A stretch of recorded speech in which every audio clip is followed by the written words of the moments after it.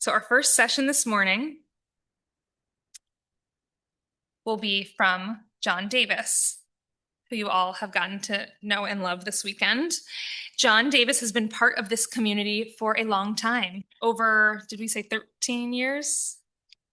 Yeah, 13 years living with ocular melanoma. And if you have ever crossed paths with him, you already know what I mean when I say he brings something really special to every room he's in. Even though he said he is an engineer and is not emotional or have feelings, I don't know what he's talking about because he is a teddy bear. John has navigated this disease with extraordinary grace.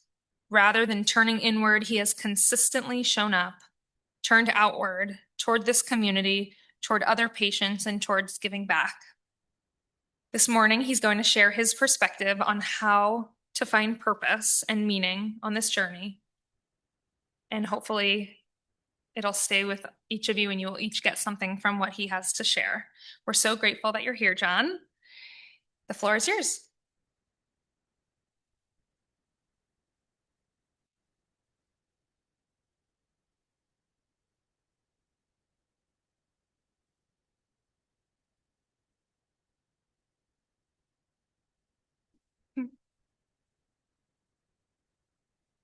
So I want to make sure everybody can hear that okay, for Ed's benefit.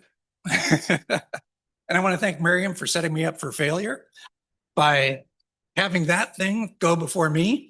And there's a lot of nice things I'd like to say about a couple of people on there, but I won't because I got to get through this. So in order to transition from that, having patients, caregivers, doctors together reminds me of a story of a couple, an older couple, that the husband wasn't feeling well. And wife finally talked him into going to the doctor. They went into the doctor and he listened to the complaints, ran some tests, brought them back together and said, listen, we got a couple more tests we need to run to kind of get this all figured out. And I'd like to have you back in a couple of days after we get that done. But in the meantime, I'd like to talk to your wife, if you don't mind waiting outside. He said, no problem. He said, honey, I'll meet you in the car. He went out to the car. And the doctor sat the wife down. He said, look, I'm going to have to give it to you straight. Your husband's got a terminal cancer. He's got less than 6 months to live. He said, but I don't want you to lose hope. He said, there's a lot of things, a lot of research being done. And we found that a positive attitude and being kind of stress-free and eating healthy, things like that can add a lot to a person's life as a cancer patient. He said, you know, and a lot of that's going to fall on you. If you can do things like prepare his meals, make sure that he's getting like healthy walks, take him out for walks, you know, to keep his health up.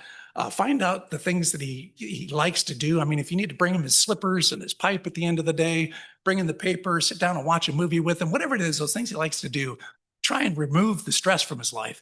And you can add 6 months, a year, maybe even 18 months to his life by doing these things. It's not all just about the medicine. And she says, well, thank you, doctor. I appreciate the kind words and the help. And so she leaves and she goes out to the car and sits down. And of course, her husband says, so what did the doctor say?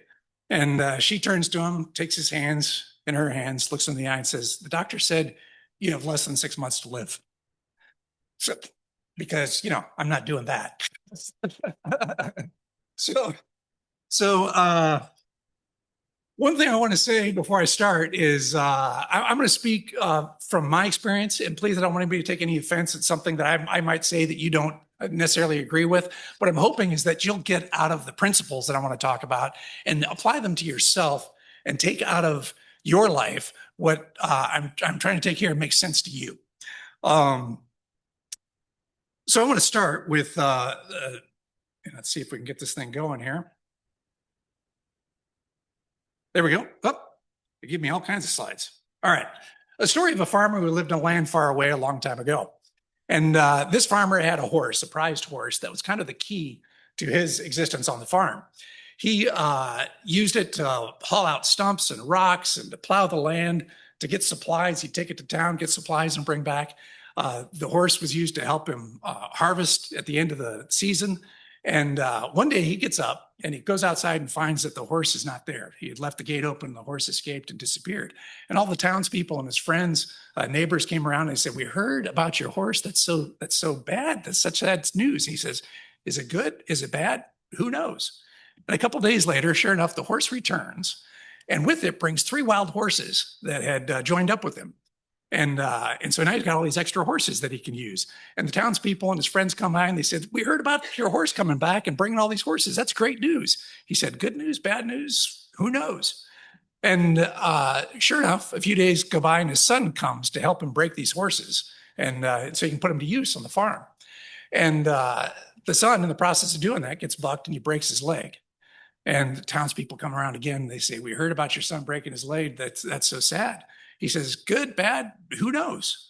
And a couple days later, the country's gone to war and the army's making its way across the countryside and collecting young, able people to fight in the war, basically drafting them into the war effort. And they get to this guy's house and the son's got the broken leg and they say, "Well, he can stay and recuperate and help you on the farm."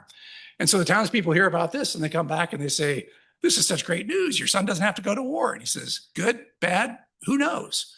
And the point of that being that sometimes we don't have the whole picture. We don't understand where we are in the journey along the way. And I contend that we have the ability to affect that. And we as cancer patients especially have the ability to determine our future. And we have a unique perspective. And that perspective is based on our mortality. We're faced with it every day of our lives, right? From the point of diagnosis moving on. And people around us are the next closest group to that. Doctors, caregivers are close to that. Most of us, in going through life, if you look back on your life before getting to this diagnosis, we stumble through life and we kind of forget about what's important because we spend our time getting lost in the shuffle of running kids here and there or problems that show up, and we just kind of forget about what's really important in life. But we as cancer patients have a unique perspective and the ability to see life differently. And that, I contend, is unique.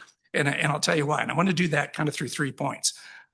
First, I want to talk about who am I? Second, and when I say I in all of this, I'm going to talk about me, but I want you to think, who am I? And when I use the word I, this is you asking yourself these questions. Second, where do I get strength and motivation? And finally, how do I create my story and make this diagnosis beneficial? So the challenge to you is, how can we shift your perspective and turn what appears to be a curse into a blessing? So let's start with, who am I?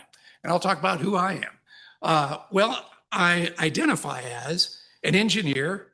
I spent almost 40 years working for the Aerospace Corporation I'm representing today. It's a federally funded research and development company that provides space systems expertise to the Air Force and national security space.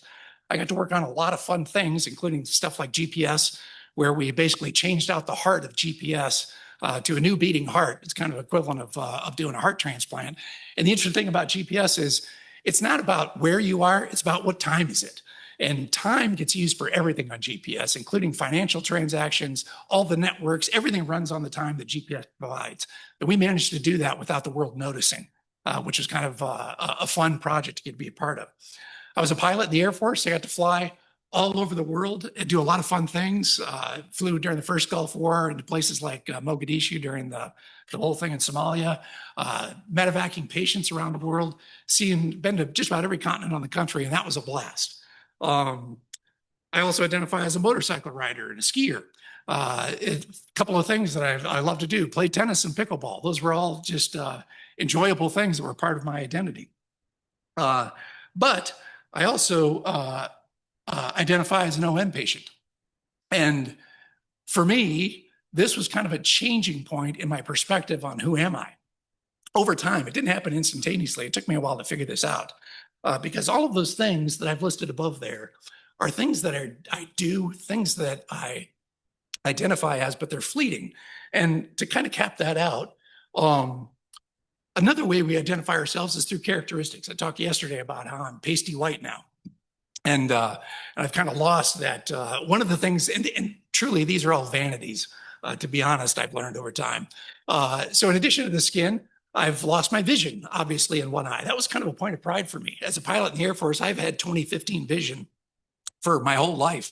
As a matter of fact, I went to see the retinal specialist to get a checkup here this last week, and still have 20/15 vision in this eye when I can see through the cloud that's been created there from some other stuff. But it was a true point of pride for me. My voice, and you can probably hear my voice is a little bit off. Through surgeries and intubations, I've lost the use of half my vocal cords. When I was growing up doing speech and debate when I was young, and giving talks on different things, my voice was an asset to me. People said, "Well, you've got a voice for radio. You should really be in radio." And I've lost that now. And it'll be interesting to see if I can make it through this without coughing and whatnot to the end. I probably won't be able to speak to anybody afterwards because it wears my voice out. Finally, my athleticism. I just this last year had a rod put into this leg because of bone tumors. And one thing I forgot that I'll get back to here. And as a result, I'm not playing tennis. I'm not playing pickleball. I didn't ride my motorcycle at all last year. I'm not skiing. All those things have been taken away. And the way I describe it is, for whatever reason, and I'll describe why I think here in a minute, the good Lord saw to take away all these things that were really vanities. And the one thing I neglected to say, and I want to give you a little history for those who don't know and haven't heard, on my history as an OM patient. I was diagnosed, as Miriam said, in 2013, initially around Thanksgiving with the primary tumor. And I made it to almost 5 years before the first liver metastasis showed up. And in that time, I'll just summarize, I've treated half a dozen liver tumors, a couple of lung tumors. I've done now, as of this last week, and I'll finish treating in the next couple of weeks, 60 or more brain tumors. I won't find out until I get back and see how many are in this last group. There's at least 3 of them there. A couple of bone tumors.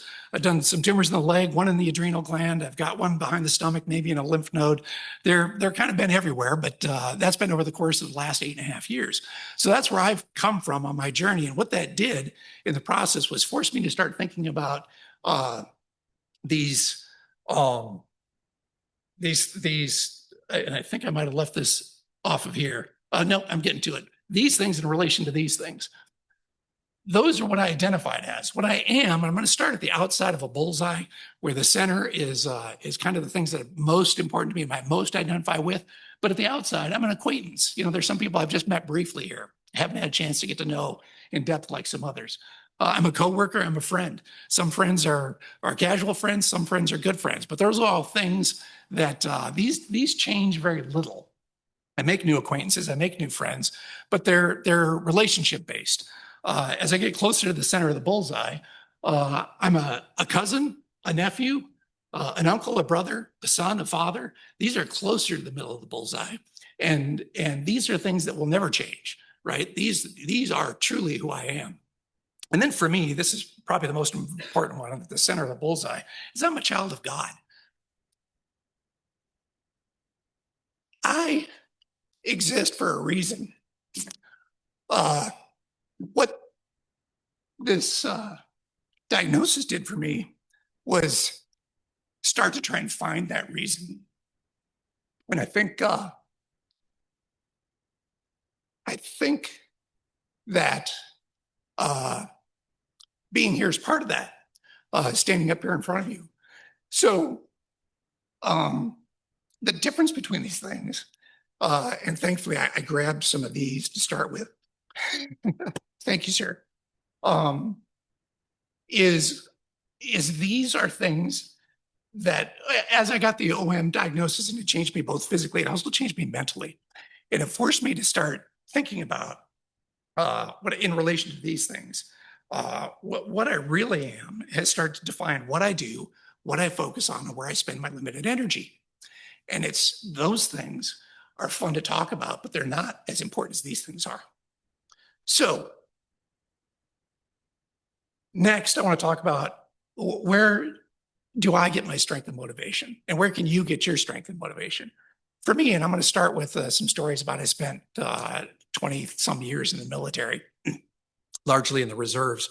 But in that time, in looking back, I realized that I had been preparing myself for, and I didn't know it. This is the interesting thing. Going through military training, they show that you can do a lot more than you thought you could do. Things that were difficult, you're able to overcome. I'll give you a couple of examples off the top of my head, include taking an aircraft and putting it into an unstable spin and recovering from that. That will kill you, generally speaking, but they put you in that situation so you learn confidence to recover an aircraft from its most unfavorable position.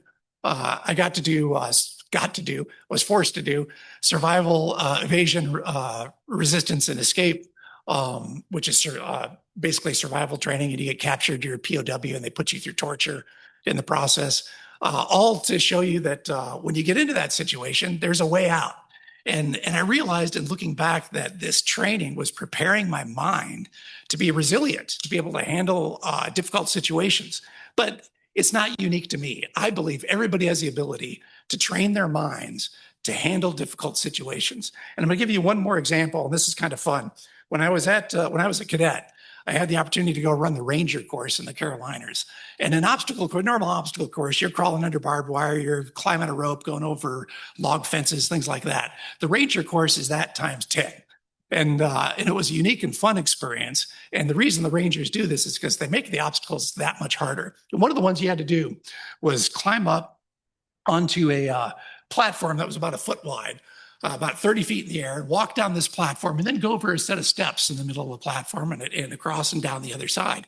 And just to give you some perspective on what that looks like from the ground, here's a picture of somebody making the walk. You climb up that thing, and it's a little bit daunting, and how you get through that. Another one was something they called the slide for life. And, you know, the zip lines that everybody gets to enjoy today largely came from stuff like this. But when you do the zip line today, you get in a harness, you get on the zip line for the thing, and they put up your harness, they hook it to the line, so you're completely safe. Everything's going to be great. You slow down gently at the end, come to rest on a platform. Well, the zip line on the slide for life on the Ranger course, you start about 60 feet in the air, and you come screaming down the zip line. And at the end is a tire. It says Goodyear on it. And the point of that tire at the platform at the other end is to catch the pulley that you're hanging onto. And if you don't let go, you're going to have Goodyear imprinted on your forehead. And what you do is you come down, sliding down this thing, going about 100 miles an hour. And the guy on the other end gives you the command to lift your legs like this guy's doing here. And he says, drop, you better drop. Otherwise, you're going to hit your head on that thing and you're going to be done. And so getting to do things like that, I realized was training for me. And while it was fun and I didn't understand it at the time, it definitely made a difference. Now, how do you do that without having the benefit of what I went through? I believe whether you have it or not, these same principles will apply to everybody. And there's things you can draw out of that. So one of the things, and this is true in the Ranger course, being the first guy kind of sucked, but there was always somebody who was brave enough to say, yeah, heck yeah, I'll go do that. And off they'd go. And watching somebody do it makes you realize that you can do it. And when you see somebody go through an experience, and I'm hoping that just standing here alive today is something that gives folks inspiration that it's possible to do this. But think about the 4-minute mile. The 4-minute mile was impossible for anybody to do back in the day, of course, until somebody did it. And then when somebody did it, other people said, heck, I can do that too. And off they went. And all it took was a little encouragement from someone else. And to that point today, there's been over 30 high school students today who have broken the 4-minute mile. So we went from it being impossible to somebody doing it, to a bunch of people doing it, to young people now being able to do it. And all it took was one person standing up and saying they can do it. And we can draw inspiration from that. Now, the other thing I realized, and the point of explaining my military journey, was I could be an inspiration to myself. And that's true of me when I look back on what I've done, but I think that's true of everybody as well. Everybody's gone through some difficult point in your life. And sometimes you just have to pause, reflect, and look back at what have I done already that I've been able to overcome? And how can I take what I did during that time and turn that into a foundation for being able to overcome what I'm in now? Another thing is, and I have to thank Ed for this, what can I remember about things that I've asked for? And how many people in here are parents? And a bunch of us. And how many of you, like I did, when your kids were growing up and they started taking on more risks and stuff, wished for or said, please God, whatever happens, please protect them. If something's going to happen, let it happen to me, right? So I can't say that I'm in this diagnosis because of what I've asked for, but I can tell you, I can be thankful for it. I got 2 kids who are healthy, growing up, doing great, and I would much rather go through this myself than to watch one of them do something like this.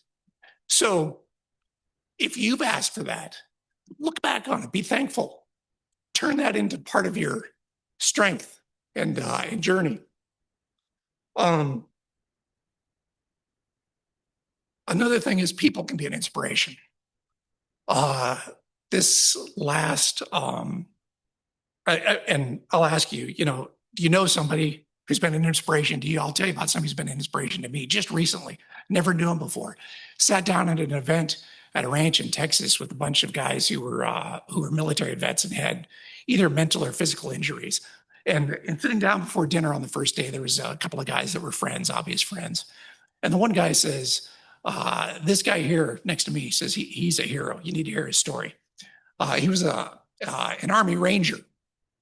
And I asked him at dinner, I said, okay, I got to hear the story. What's the story?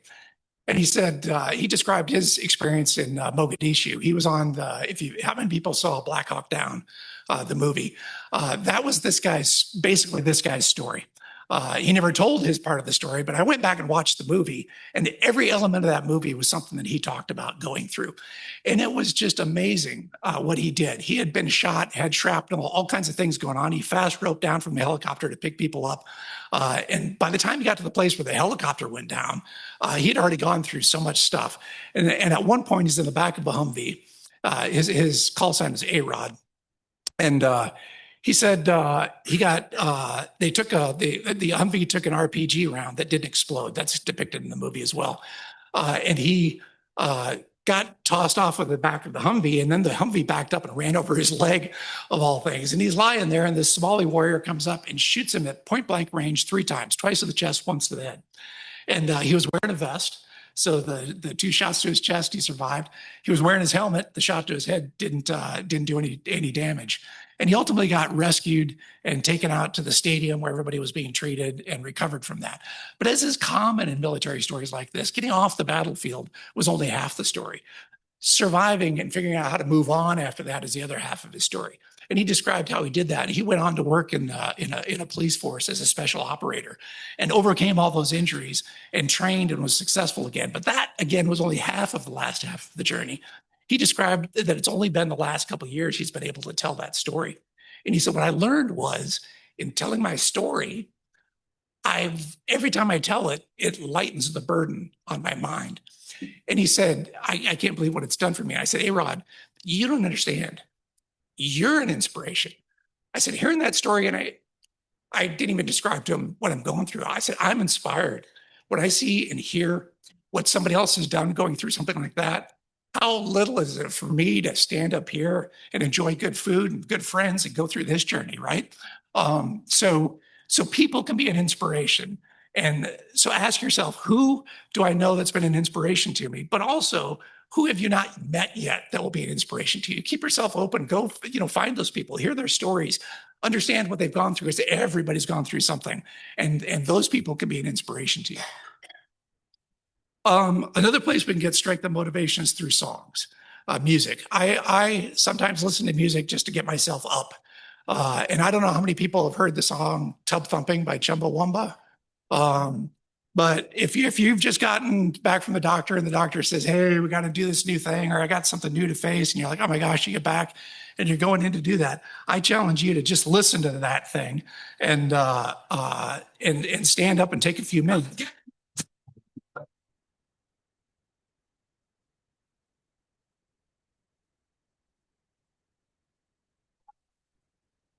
Stand up and listen to that, right? Before going to your doctor's appointment, before you have to do whatever you're going to do.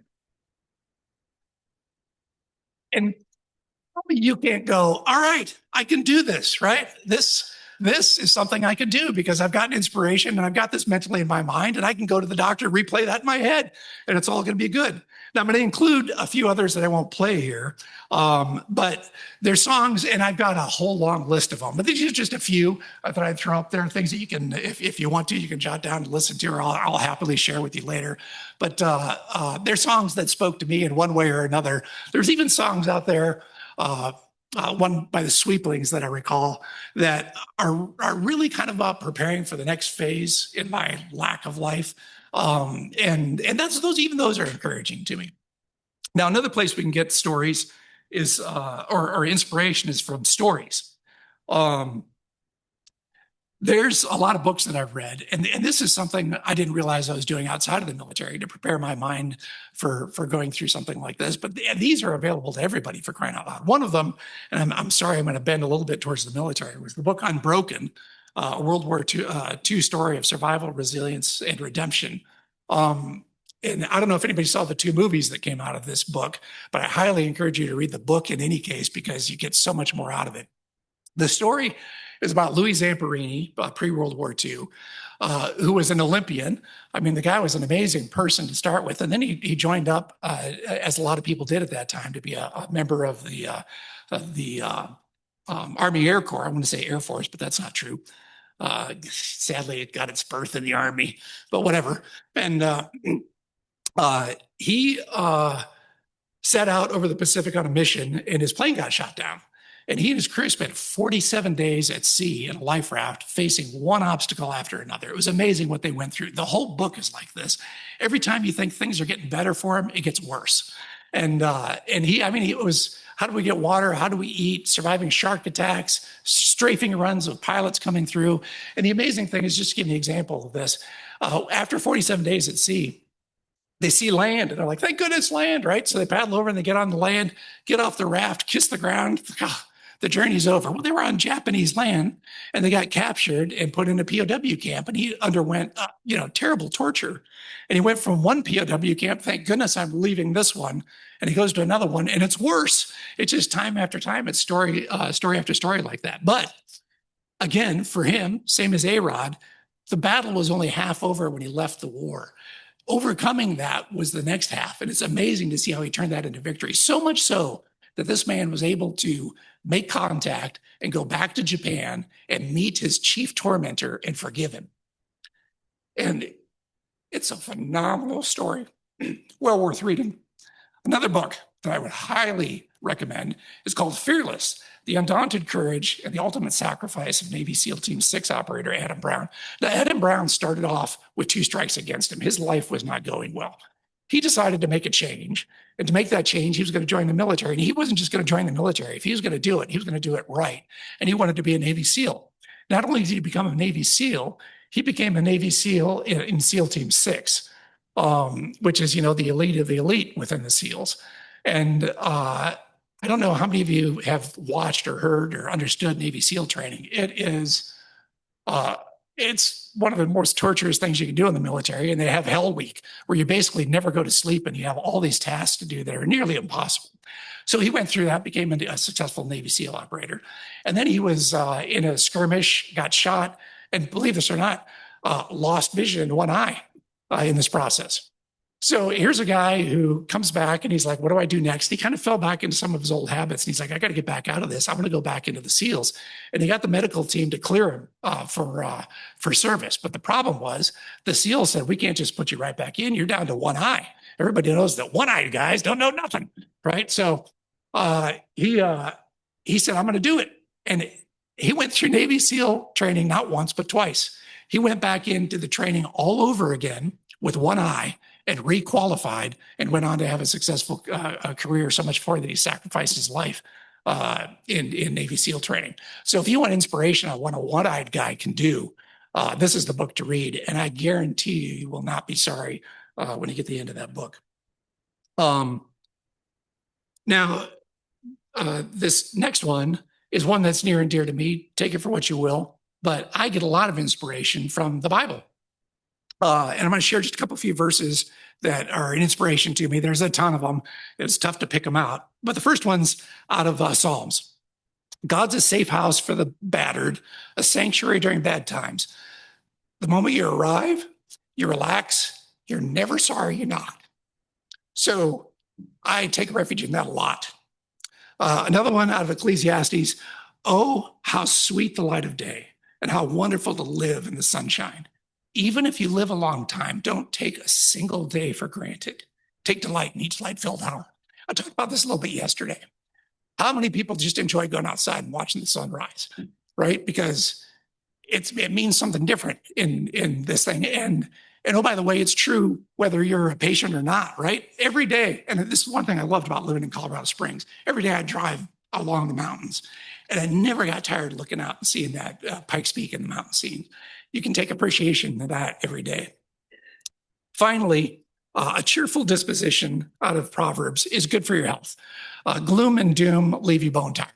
This is one I've tried to live my life in terms of my health. It's like, why don't I give it the best chance and just be happy? Because I think going back to the opening, truly a joke about the wife being told that I think a good mental health goes a long way towards your physical health. And God himself said it, so who am I to argue, right? Lastly, and this book is phenomenal. It's available to you for free because it's so old. And you can get it on Gutenberg, the Gutenberg collection. It was written by Man's Search for Meaning, written by Viktor Frankl, who was a Jewish psychologist in Nazi Germany before it became Nazi Germany. And he was ultimately captured and taken to a prisoner of war camp. A concentration camp, where he and his fellow everybody underwent unbelievable torture, which he describes in the book. But as a psychologist, and a couple of psychologists, social workers we have flown about would really appreciate this, and I'd be surprised if some of them haven't read it. He describes what he learned in that process. And I'm going to give you one quote here. I'm going to share some more later. But in this one quote, it sticks with me all the time, and it's something that I want you to ponder for a little bit, because we're going to get to the real impact of it in a second. But this quote was not from him; it was from Dostoevsky. And Dostoevsky said, "There's only one thing I dread: not to be worthy of my sufferings."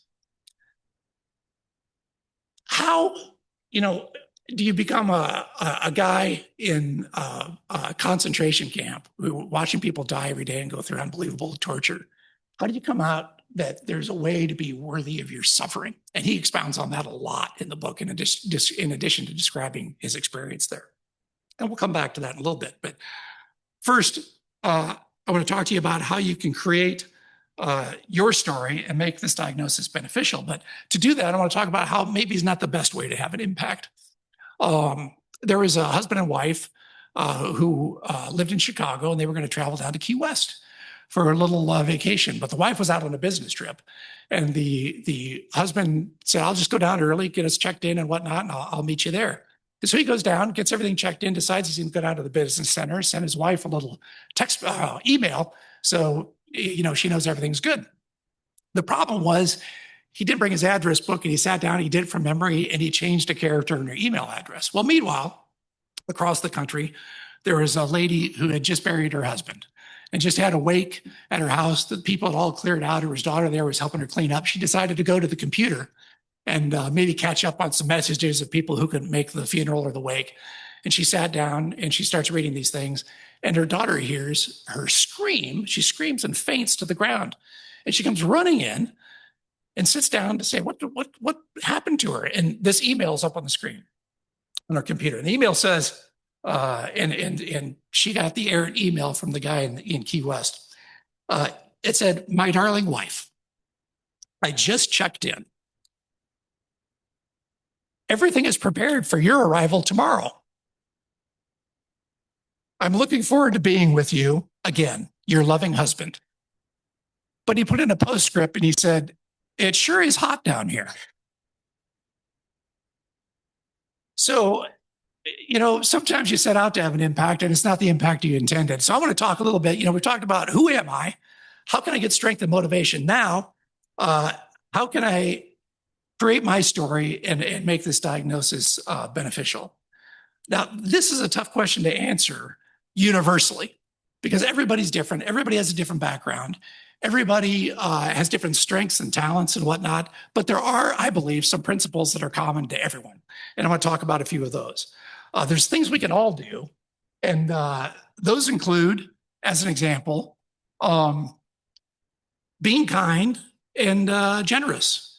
And this is going back to why I think this diagnosis gives us a perspective on life that other people don't have. Imagine, if you will, that you've gone to the grocery store and the clerk checking folks out is being surly. You can tell from the customer in front of you, and you get up there and she makes an offhand comment to you that you have just gotten back from the doctor and just found out maybe you've got a metastasis you didn't know about. And your life sucks at this point, and you want to just blow up, but you bite your tongue and you don't. And instead, you think about it, knowing this perspective that you've got on life, and you say, uh, smile, thank her kindly, and say, "It looks like you're having a tough day. I hope your day gets better. I'll be praying for you," as an example. And you give her a smile and you leave. Maybe what you didn't know was 2 months ago that woman lost a child. Now she's sitting here having to work with missing this baby, and her life sucks even more than yours does. But she was encouraged because somebody gave her a smile. Somebody was thinking about her. And through the rest of that day, it changed her attitude for the rest of that day. And she had a good day because you've got the perspective and the ability to affect people that you might not even know about. Be positive, courageous, and uplifting. You're going to be an example to people and not even know it. And I can tell you this from personal experience, but I also read a book, and I wish I had the name of it. I searched all over, and I've got it on a bookshelf somewhere, about a young man who was a football star in high school. He had a scholarship to college, but after he graduated, he had an accident and was paralyzed from the neck down. And his career was over from a football perspective, needless to say. But he went on to kind of get into public speaking, but he needed help with everything, a full-time caregiver. I mean, he needed to get dressed. He needed to have somebody cook for him, feed him. He had a colostomy bag. He had all these things that were wrong with him. And in here, he tells the story about going on a speaking engagement. And he had some really great full-time caregivers, but it was always in trouble finding and keeping one. And he had a guy who was the opposite of good. This guy just seemed to fumble at every step. And he wanted to get rid of him, but he hadn't yet. And he needed to go on the speaking engagement. He's on an airplane. And he gets off the airplane, and this guy's helping him transfer him from the airline wheelchair into his own wheelchair that he had. And in the process, drops him on the ground, doesn't get him over there. His colostomy bag spills out. And in his mind, he is ready to blow up because he's had it up to here with this guy. But he bites his tongue and he doesn't do it. And they're down at the luggage claim, and this his caregiver is over waiting for his luggage. And this gentleman walks up to him and says, "I saw that whole thing happen." He said, "And I'm just amazed that how did you do that?" He says, "You're an inspiration. I want to thank you for, the example he set." And that was kind of in his mind. He realized, I'm being watched all the time, and you're the same way. Believe it or not, I had, after this bone thing I did last year, a pastor came around from the church to visit. And he told me, he said, "John, you may not know this, but you're an inspiration to people at the church. There's people, they know what you're going through, and they're watching, and they get encouragement from watching you handle this the way you do." And many of you, I thank God for all of you. Many of you have given me that feedback, and I appreciate it. But it's not just for me, it's for you. People in your sphere of influence know what you're going through. And if you can be courageous and uplifting, even if they're not watching, there's somebody watching, and they'll know, and they will be encouraged to do what they have to do because of you. You have that opportunity, and it's because of your perspective and what you're going through. Share your story. Find opportunities where someone can learn from your experience. And that can just be what we did yesterday, sit around and talking and say, "Look, this is what I'm going through." And other people in there say, "Wow, that's amazing to watch." And now I've gotten encouragement because you shared your story. And I contend if you do these things, people will ultimately seek you out for your story. One of the people I talked about yesterday, a good friend from work, he was there when I started this journey in diagnosis. We worked together on some projects in Utah, and his name was Jonathan as well. And a few years later, we were working on projects here in Florida. He moved to Florida, and I was helping him out down at Eglin Air Force Base.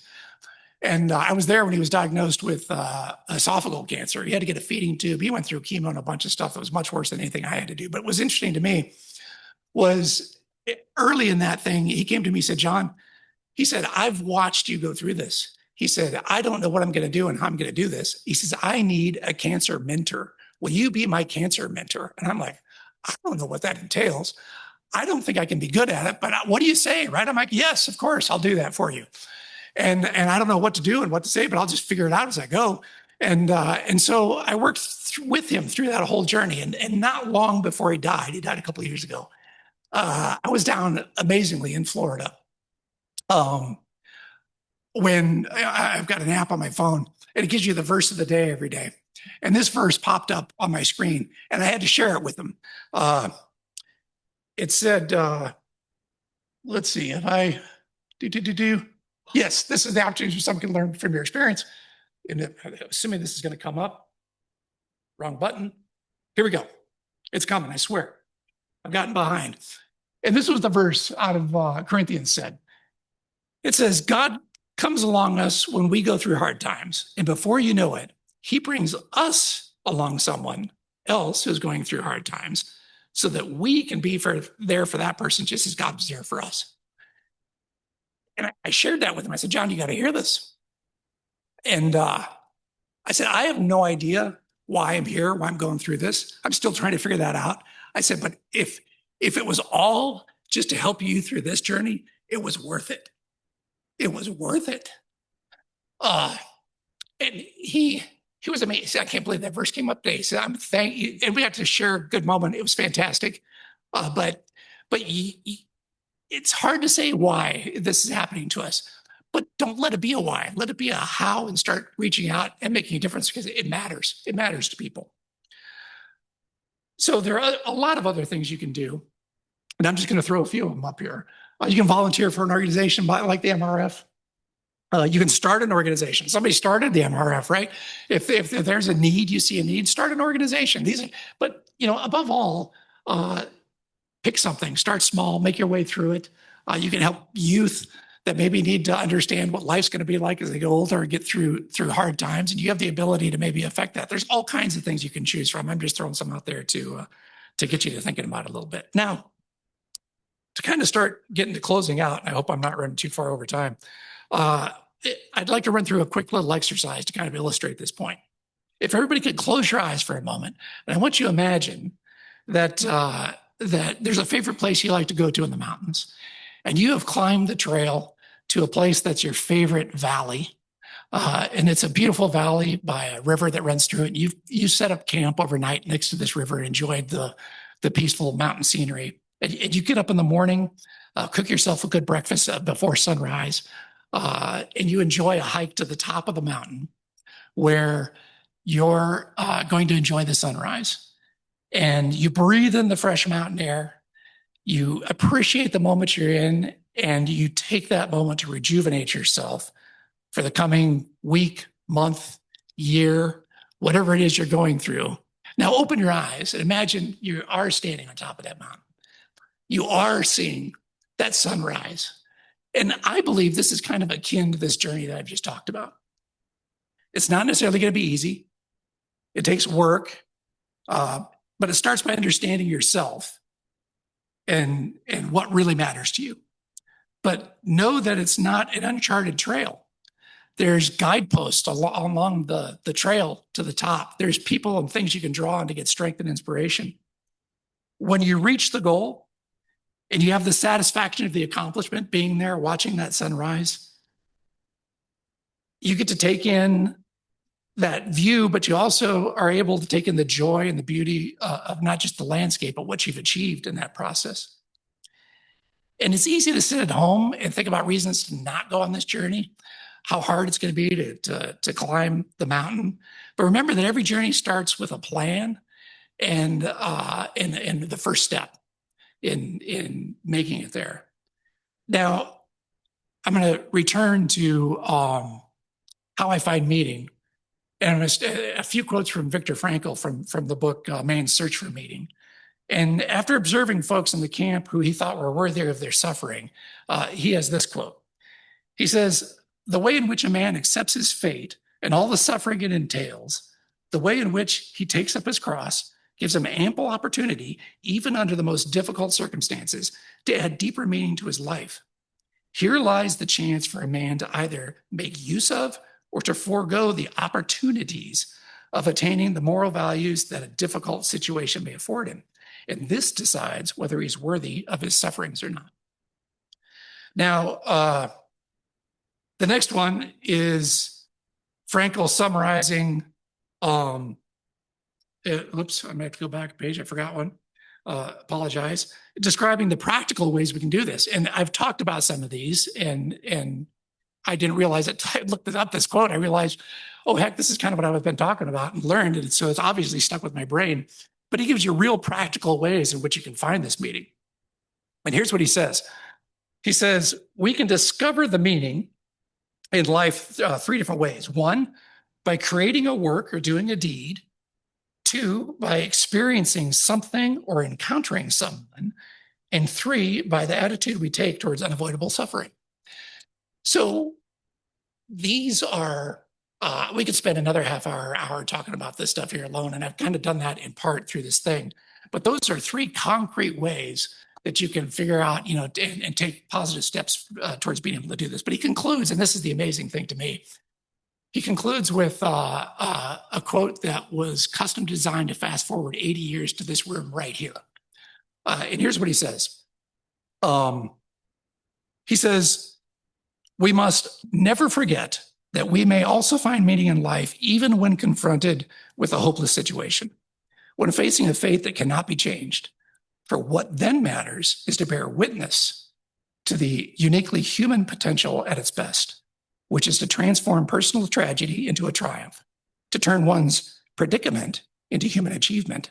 When we are no longer able to change a situation, just think of an incurable disease like an inoperable cancer. We're challenged to change ourselves, right? So that's what it means. And that's going back to my who am I? This afforded me the opportunity to change. I said yesterday, I'll live more in the 13 years I've lived now than I would if I'd lived to 90. This is it, right? Take the opportunity to turn this diagnosis into something that will make a difference. And I'll sum up by saying that, my encouragement to you is to take an honest assessment of who you are and what's most important to you, to find sources of inspiration that will help motivate you and give you strength, and then to take what you've learned and developed and turn that into your story, where you can help make a difference in the world around you. Because I believe, being a cancer patient, you have a unique opportunity that it's a lot of the world either doesn't have, they're not so fortunate to have, or if they have it, they're not making they maybe don't make use of it. And by leveraging your experience, you can and will make a difference, and that is empowering. I appreciate your time. Thanks.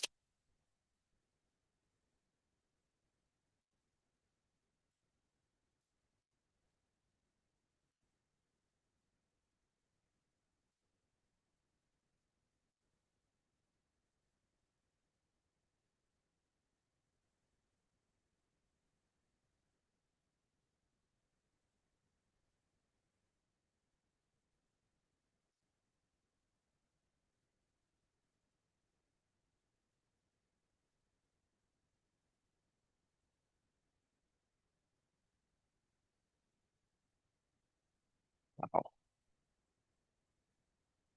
That was unbelievably powerful. Thanks so much for sharing. That really was inspirational for me too. And there's so many things that we can gather from that. And I'm not normally a person that lives in taking pictures, but I was snapping pictures left and right of the slides for all the things that I'm going to be jotting down for later. So really, John, thank you so much for sharing your wisdom with us. Much appreciated.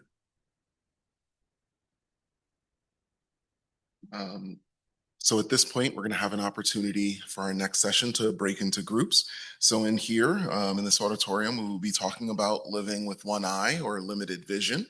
And then in the Arkin boardroom, we will be having a session on emotional and psychosocial well-being. And so feel free at this point, if you want to go into the emotional and psychosocial well-being session, to head over to the Arkin boardroom, and Miriam will guide you there. And in this room, we will have Zach Goranzik and Scott Marsh and Dr. C come on up. And Zach, we're ready to hear from you as well.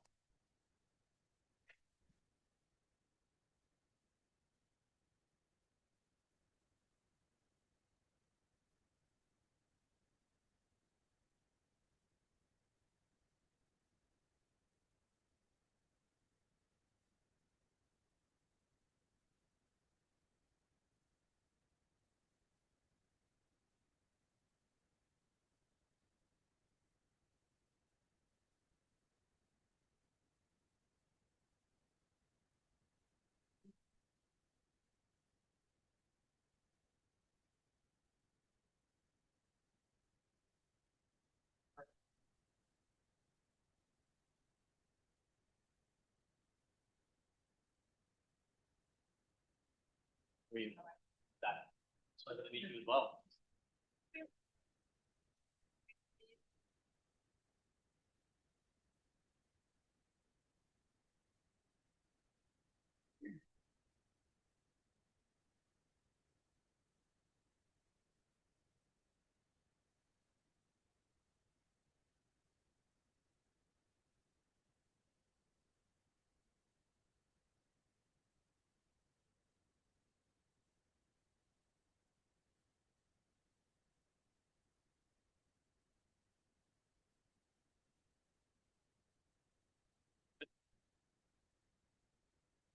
Hey everybody, happy Sunday, good morning. I want to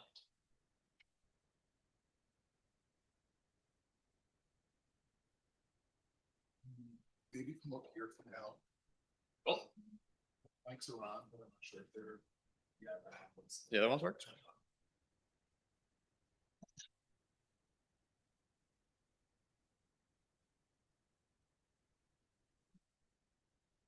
We'll figure it out. We'll figure it out after. No worries. Again, good morning. Happy Sunday. I want to thank all of you guys for being here, allowing us to kind of share what we do and allow us to help in any way possible. My name is Zach Goranzik. I am a board certified ocularist. Now, some of you might not know what that is, and it's usually the case. I am someone who specializes in fitting prosthetic eyes. It is a very, very, very niche specialty. It's something that's very beneficial. People that wear prosthetic eyes look at the benefit in many different ways, and I'm gonna be very brief in my talk here. That way we can lead more to the questions, because I want people that have specific questions to be a little bit more tailored answers to you. But I'll go over kind of a brief, hey, what's the experience like when you come to get a prosthetic eye? What do the visits entail? How long does it take? And then again, we'll lead right into the questions. So when you first come in, I'll introduce myself. The first visit's kind of something I want to, hey, let's talk, let's become friends. Once you wear a prosthetic eye, it's something that you kind of have to maintain your whole life. So I want to make sure we become close, we're friends, very unique and again, tailored to you individually. It's not something that's, I treat everyone the same. It's something I want you to feel special. It's a very sensitive time, especially the first time you come in. Hey, what do I expect? Is this going to hurt? What is it like living with one? How does it affect my life? So, we'll first take the first little bit of that visit to kind of go over, introduce ourselves, talk, see what that's, what kind of questions you have before we proceed further into a visit. And then it'll lead into, me examining the socket, discussing, the fitting options that we have about the prosthetic eye. A lot of people ask, hey, is there going to be movement? Will it open up my eye? And then there's a few that do ask, hey, can I get something that's not matching? Some people like putting the football teams on their eyes. All for things like that, the confidence that someone has to ask me something like that, after such a, rough period in their life, hey, let's put a football team on there. Go for it. At the end of the day, the fit is what's most important to that prosthetic eye itself. So if there's something you want on that front, we're more than happy to do that. And so when it leads into fitting, first I will kind of examine the socket, take an impression, which means taking a mold. If you've ever been to the dentist, they put that gooey stuff in your mouth that doesn't feel too good. Feels like you can't breathe. So we'll do that first, and then it'll lead into a fitting where I'll fit the fitting shape. and we'll kind of go over, hey, how does this feel? I'll make sure that it's being supported in the socket and the eyelids look as symmetrical as possible. Some cases require a bit more specific details. Others are, pretty cut and dry depending on, what needs to be done. Then we'll go over matching the colors. All prosthetic eyes are hand painted. So we will match your color specifically by pictures and then painting it by hand. That way we can create the most realistic, lifelike symmetry between the both of your eyes. And then the last visit, when you come in, you'll get the new prosthetic. We'll go over, how to care for it, learning how to take it in and out if that's something you want. Some people don't want to. I always recommend it is something that, that you should at least know how to do. I'd rather you know how to do it and not need it than need it and not know how. And then, we'll go over, you come every 6 months after you get the new prosthetic, and we will kind of talk about what those first 6 months are going to look like and how to care for it if you do want to take it out. It's not something that has to be messed with too often, but it is something that should be cleaned once in a while. This is a foreign object inside the body, and that is also why it is, recommended to return back to your ocularist every 6 months. That way we can clean it and polish it properly. The socket does change. That way we can adjust it if needed. And I kind of now just want to let, you guys ask us specific questions, because it is something that even when I meet someone new, when I'm out and I tell them, hey, I'm an ocularist, they're like, what is that? And then I say, I make prosthetic eyes. And they kind of just give me, oh, that's neat. And then it leads into, 20 questions, but more like 100 questions. So I want to kind of let, if any of you guys have any particular questions for myself, Scott, we're both the ones that specialize in prosthetic eyes. We're happy to, we want to answer any of your specific questions a little bit more tailored to you. So I kind of want to lead into that, and, anyone has questions, we're more than happy to answer. Okay.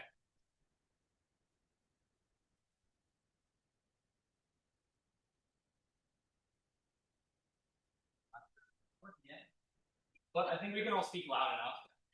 So anyone that would like to come up, ask any particular questions, I'm not sure if either one of them have anything particular to add that I've said. I'll ask a, Go for it. I didn't know if I was going to keep or lose my eye, but in the process, being an engineer, number one, being a little bit of a jokester, number two, and finding what to be unique. I always thought it'd be fun to get something like you were talking about, like some of the aggressors get a red star on there. But the other thing I thought kind of cool was with modern electronics was to go inside the eye and make like a laser pointer. I could turn it into an app. And or a video recorder, so if I wanted to watch something I could record it. Is there anything like that on the horizon? Yeah, I've seen it. I have a video. Yeah. On our website, there was one gentleman, I wish I could find it again. He had 22 different prosthetics. And a couple of them actually have lights. So you can see the light. Yep. You might have like a. So I know exactly who you're talking about. He's awesome. He actually engineers those prosthetics by himself, though. Oh, wow. So he makes them, I believe, out of like a medical grade titanium. That way he can wear them and make them for himself. I don't think it's been allowed yet where us ocularists can learn how to do something like that at the moment, but he does make them for himself. He's awesome. He makes, again, he started, I'm not sure how he lost his eye either. I think it was retinoblastoma when he was a kid, which is another form of eye cancer. And again, he does that. He was an engineer, I believe, and he designs these himself. Before we ask additional questions, can you, do you mind just going down the panel, saying your name, what you do, so that way we can open up to full questions, and then we'll come back to you. My name is Scott Marsh. I'm a board certified ocularist. I work with Zach. I've been doing this over 20 years, I guess now. And yeah, I've loved every minute of it, and hopefully I'll be able to continue to do this for quite a long time. So, and we look forward to any and all of your questions. So I know there's probably lots that people just don't know or might want an answer to. So that's why we're here. Hi, good morning. My name is Dr. Sharon C., and I'm an optometrist. I kind of wish that we went first and not after John.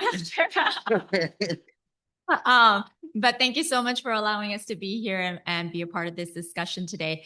I am an assistant professor at Nova Southeastern University at the College of Optometry. So my role is kind of split between seeing patients in the clinic, but also teaching the future optometrists in the area of low vision. So I've been doing this for about 20 years now, and it's an area that I'm very passionate about.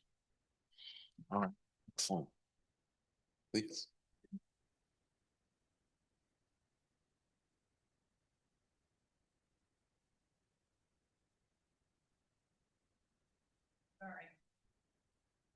Okay.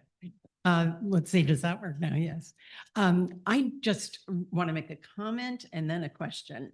My comment is, my ocularist is one of my heroes, and I'll tell you why. I, like many people, had no idea what that word even meant. And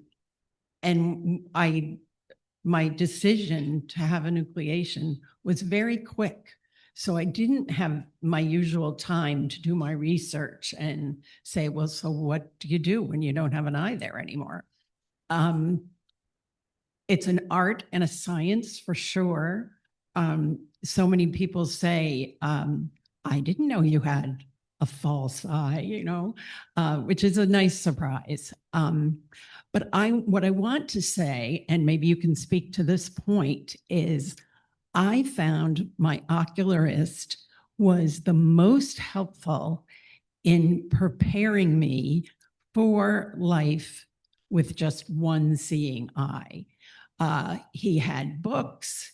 He had such an ease about him that he made me feel instantly comfortable. I just felt that was a real gap between my eye surgeries and then being a person with just one working eye. I don't know that that should be your role. I'm not sure that I felt like I had the most marvelous surgeon, wonderful care to this day. But I felt like there was this missing link. What about OT and PT? Do you need those things afterwards? Nobody told me that I was going to lose my depth perception. No one told me that it might be harder to do steps. There were so many gaps there. And I don't know if you see that as part of your role, but for me, that's where I learned the beginning of my coping skills.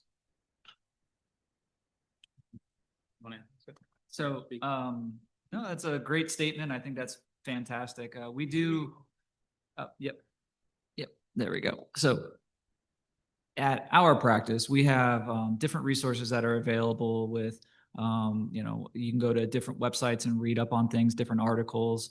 I definitely think that that's a very important thing that as the patient should have a team. So us as ocularists, the family members, also, the surgeons and their staff as well, the people that work with them can go ahead and help put together some information for that person and their family so they can help transition from, having eyesight in both eyes to just monocular vision. Because there are definitely some obstacles to overcome, but we definitely try to help facilitate that transition as easily as possible. And a lot of people come to us that have already had an eye, or maybe they moved from a different state.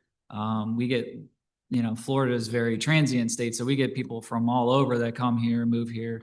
And we do obviously get new patients as well, but it's also, good to have those resources available to the people that are new, So yes, I think that's a very important role for the ocularist to stay in. Yeah. Dr. C, can you comment on this as somebody who focuses and specializes in low vision? Maybe comments on us as surgeons working with people who are specializing in low vision for a better handoff, doing a better job, or what kind of things should we be thinking, or how should we be guiding them to you? Yeah, no, that's a very good question. So Low vision is actually short for low vision rehabilitation. So we are actually a team of professionals of different disciplines that come together to work with patients who have vision loss, whether it's one eye or different levels of vision loss, that are having difficulties with their daily activities, whether it's things that they enjoy doing, school, work, but they're now having difficulties because of the vision loss. And we work with patients of all levels of vision loss.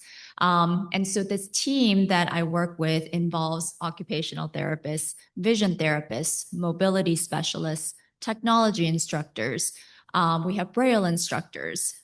We have teachers that specifically work with kids in their school environments. We have vocational rehabilitation specialists that work with patients that are in the workforce or wanting to be in the workforce.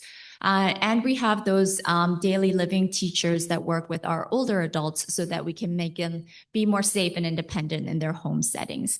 And so it's not something that I do myself alone. I definitely need the help of this team to work together. And so we are rehabilitation, so it is different than standard eye exams. But what I would recommend is after the completion of the treatments or after the fitting of the prosthetic, to talk to your doctors about your visual needs. What are the difficulties that you're having, and that way your doctors can refer you to the low vision rehab services. Here in Florida, every state every county has a place known as the Lighthouse, which is a local blind rehabilitation center where a lot of these team players are under one roof. And other states also have something similar. It might be called something different, but there are a lot of resources that are out there, and your eye doctors would be happy to provide those services and refer you to the team. So we have 2 hands raised. Perhaps we can pass the microphone.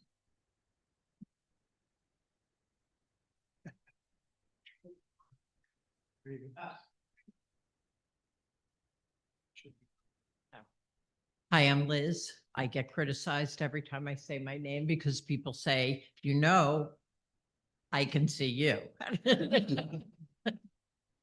Oh, goodness, so many things. Okay. I was diagnosed with ocular melanoma 3.5 years ago. And the reason I lost so much of my vision is because my ocular melanoma triggered many pre-existing conditions. I had open angle glaucoma since I was in my 20s. I had thyroid eye disease after open heart surgery in 2018. I went through the bulging eye, the shrinking eye, the bulging eye, the shrinking eye. That was 2019 and 2020. Had cataracts in 2022, was on the way to cataract surgery when they could not see the back of my eye. And that was when I was forwarded to Wills Eye Hospital, diagnosed with ocular melanoma, and the rest is history, as we say. So my vision loss it was progressing that I would likely be blind whether or not I had ocular melanoma. To my question, so sorry about that whole preamble. My question is, number one, I am still reluctant to have my eye removed and replaced with a prosthetic eye. Every time I go to my ocular oncologist, of which I have a few, I want to know that vessels are still moving in there, that there's still some life in that eye. And I'm still a believer that where there's movement and blood vessels, there's hope. So I still have this fantasy that this eye is going to work in some way. And maybe it's a fantasy, maybe it's not.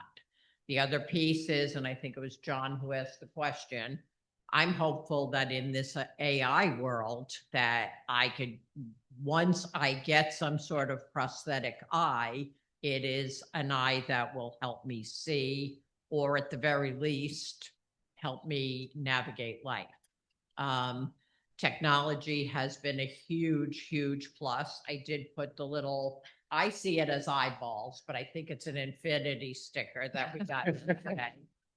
This is going to help me find my phone, but between my phone, my iPad, and my meta glasses, life has become a lot more manageable. So for those of you looking for vision loss assistance through AI or through technology, that's one way. And then I live in New Jersey. One of the institutes that I sought out and was told of initially through more so friends and family than doctors is the New Jersey Commission for the Blind and Vision Impaired.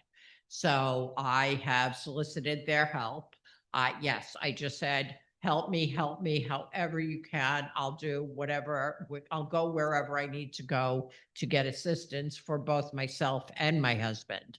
So right early on, probably within the first year of my cancer diagnosis, I have an an occupational therapist come to my house. We meet at the ShopRite, we meet at the park, we go to a local city. I have learned how to navigate with a vision cane. Even before I started back traveling, I met my occupational therapist at Newark Airport. We rode the tram. We went through TSA. We did a lot. It is in New Jersey, a state-funded program that helps in whatever way it can. In fact, in many states, it's underutilized, the whole vision loss and situation for the blind. The other piece that I want to comment on is losing my train of thought, but the questions I have for the panel, I apologize. How does one know when to start? I have met many doctors who have said, there is no reason for you to enucleate your eye yet, but at some point you may be there. I've also had physicians tell me that I will be much happier with a prosthesis because I will look better, my eyelid will fall better. I don't know, it sounded like a little more visual, like something to enhance my appearance. And my appearance doesn't matter to me as much as it probably matters to my husband, but he doesn't, he's not that worried about it at this point. So finally, my question, is there an emotional time when one knows, or a medical time when one knows that this should be the way one goes? I would say it's kind of maybe like a two-part. I feel like Dr. C maybe kind of should answer the first part about, is there a right time for me? Sorry, we can't really hear you. Thing? Yeah, we can't hear you that well. Well, no, do you want me to just kind of go ahead? Well, I can answer Yes. one part of this. Again, no specific personal advice, but to a general person who may be in a similar situation, I would say you're already kind of evaluating the factors that are important to you. If there's a question about the cosmetics of it, and you're not bothered by the cosmetics, and your husband's not bothered by the cosmetics, that doesn't sound like a reason why you should do something. If you're not in pain, if your eye is not irritated, if there's nothing bothering you, that doesn't sound like a reason that you should do something. So if you're pretty happy living life the way you're living, then that doesn't sound like it's something that you need to go through. I think it's reasonable to have the conversation, but once you analyze the factors as to whether or not it makes sense for you, it sounds like that's not something that is needed. So if you're having a bunch of pain, if your eye is really irritated, then it makes sense that that would be something that would be better afterwards. Or if you're from a cosmetics perspective, you're like, you know what, I would like X, Y, and Z to look different, and that would give you more confidence, make you more comfortable, bring some level of happiness, then that's a whole different story. So is there an answer? I think the answer is different for every single person. And it sounds like you're doing the best job of evaluating for yourself, what's needed. So I don't think you need any advice from us on that, actually. Exactly. To piggyback off of Dr. Williams real quick, I had people are trying to figure out when is the right time. That's the question, right? And again, like what he said, I think it's individual, but I've had many people come in a situation where they were in excruciating pain, and it wasn't, is it the right time? It was like, no, it needs to come out. I'm in pain every single day, every moment of my life. I can't do this anymore. And they do it, and they are incredibly happy. They wish they had done it much sooner, but but everyone's different. So it doesn't sound like you're anywhere near that situation at all. So, just kind of weighing in a different perspective of someone who was in incredible pain, and it was a no-brainer, and again, they wish they had done it sooner, but they were, going back and forth. Should I, shouldn't I? And then it just came to the point where, they just did it, and that was that. So I'll kind of add in one more thing on top of that. If the cosmetic portion ever does become, something that you did want to look into, not every time to wear a prosthetic eye does the eye actually need to be enucleated. Sometimes a prosthetic eye can actually be fit over the globe of your existing eye and still be able to retain, immense comfort without any, significant issues or problems like that as well. What about my question on a eye transplant for vision reasons? I mean, I can't speak too much into that. And if that's something that, becomes very prevalent, we cease to exist. But I do hope in one day, because it would be very beneficial to everyone that has lost their eye, that something like that can become available to, help anyone that does need it.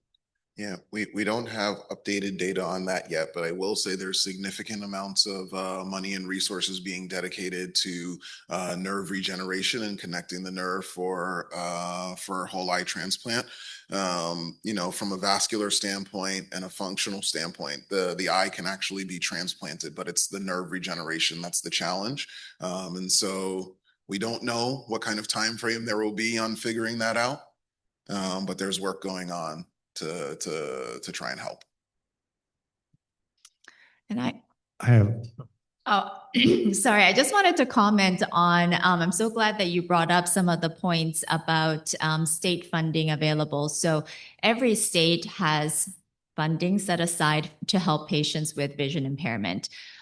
What that department is varies from state to state. Up in Northeast, it's under the Commission for the Blind. Here in Florida, it's under the Department of Education, known as Division of Blind Services. But definitely it is an area that is underutilized because we don't know what we don't know. And so when you reach out to the low vision rehab team, they may be able to help you to get in contact with the state agencies that are able to help you with funding for some of these devices.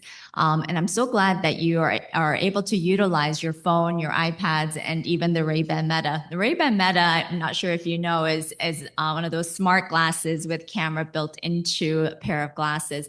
And it wasn't designed to be a low vision device. It was for the mass public. But what we're finding is that it is very helpful for our patients to be able to do their daily activities and not always have to rely on their vision, but use the AI technology to help read documents, to be able to find things quickly. And they're actually also very adaptive to changes. So what our needs are, we've actually met with several of the reps from the Ray-Ban team to help them understand how we can help our patients with low vision. And so they're actually incorporating the use of some phone apps such as Be My Eyes to be used with the Ray-Ban Metas. So technology is always changing and we're always learning about new things. And so I'm hopeful that there may be something that's better coming down the line. Looking to see if I even brought mine today because it's I know I have them on this trip, but it's hit and miss where they work. And that's partially my technological skills or lack thereof. User error. A lot of it is based on, if it's working on the nearby app on my phone, because everything is very connected. But to your point, it's when I went to get them at the vision, I think it was LensCrafter at the time. And at one point, I'm, asking the woman very specific questions for vision. And she said, well, I think it was after the first Christmas they were introduced. So it's like March. And I said, You can't tell me I'm the first blind person who's doing this. You said, you're the first blind person I ever met. And I thought, oh my goodness, this is a missing link. There's totally a missing link. So I'm glad to hear you're working. Thank you. Three questions. One related to prosthetic mobility. Do you attach the rectus muscles and how to allow the prosthetics to move, and how does that impact hygiene, being able to remove, replace the device for cleaning? I think Dr. Williams actually can answer the first part of that, and then I can lead into the second part. Yeah, from a surgical perspective, so when the eye is removed, there's an implant that's placed in the socket. Some people do it different ways. We do attach the rectus muscles to the implant itself, so there is mobility of the implant. Then we close the conjunctiva over that, and then afterwards the prosthesis goes on top of that. And then when the prosthetic is fit, we usually would take a mold or an impression of the socket. That way we can more or less create a direct fitting puzzle piece to the socket. So that way we can create as much motility as possible. Sometimes it varies by person. Sometimes we need to sacrifice a little bit more movement to create more stability to prevent the prosthetic eye from rotating or any little things like that. But an impression is usually the best bet to create the most optimal mobility of it. Gotcha. Second question is related to logistics of referrals and transfer of care. Do you find it beneficial for patients to meet with you pre-enucleation? And how often does that happen? Are there advantages to trying to do that?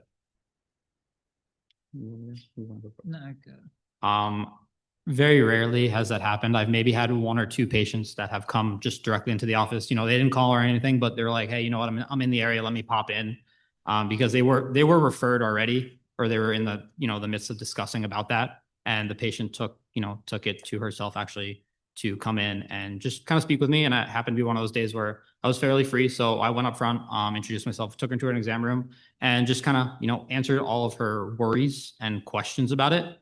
Again, just get to know her. As wearing a prosthetic eye, again, as I discussed when I was speaking up there, it's something that you always are going to be back to your ocularist. So I like to create more of a friendship more than anything. That way you feel a little bit more at peace when you're in the office and going through again a sensitive time. But in terms of coming in before an enucleation or anything like that, it's not often. It's something that I would say is beneficial, but it doesn't hurt you if you don't do it. So outside of just from a questions and discussion of what's going to happen afterwards, from a functional perspective, to create a better prosthesis, would there be value in seeing the person before enucleation, or is it better for patient relationship and discussion? To get the optimal fit and mobility and everything for the patient before enucleation? Yeah, we're just thinking if referral before enucleation would have additional benefits besides just sparking the conversation. I mean, and on an emotional standpoint, not necessarily a mobility or aesthetics look to that degree, but from an emotional point, to try to help answer any questions, it wouldn't hurt. Okay. But there's also, I'm trying to put myself into those shoes. It can't be easy. It's probably a million questions, and typically, when there's an enucleation involved, especially when it's melanoma, it's a very quick process, and there's not a lot of time for that. Great. So we typically, we get everyone after the fact, after the healing, after the discussions and the surgeries and all of that. And then, we're at that point where there's been 4 to 6 weeks of, those people sort of going through the acceptance of what just happened, and then, then there's still lots of questions. And then that's when we come into the room and we try to answer everything that we possibly can to, on different levels, to try to help everyone feel as comfortable as they can, because it is a very emotional thing. But I think we do a pretty good job of having everyone feel, comfortable and relaxed. And is accepting of it as possible, or we try.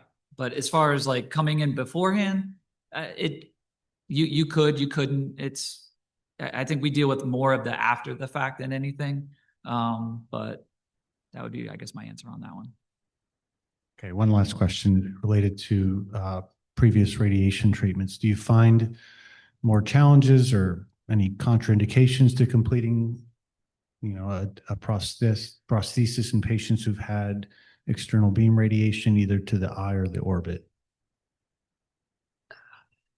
I would say, I don't know, it's a little bit of a toss-up, depending on the extent of the radiations.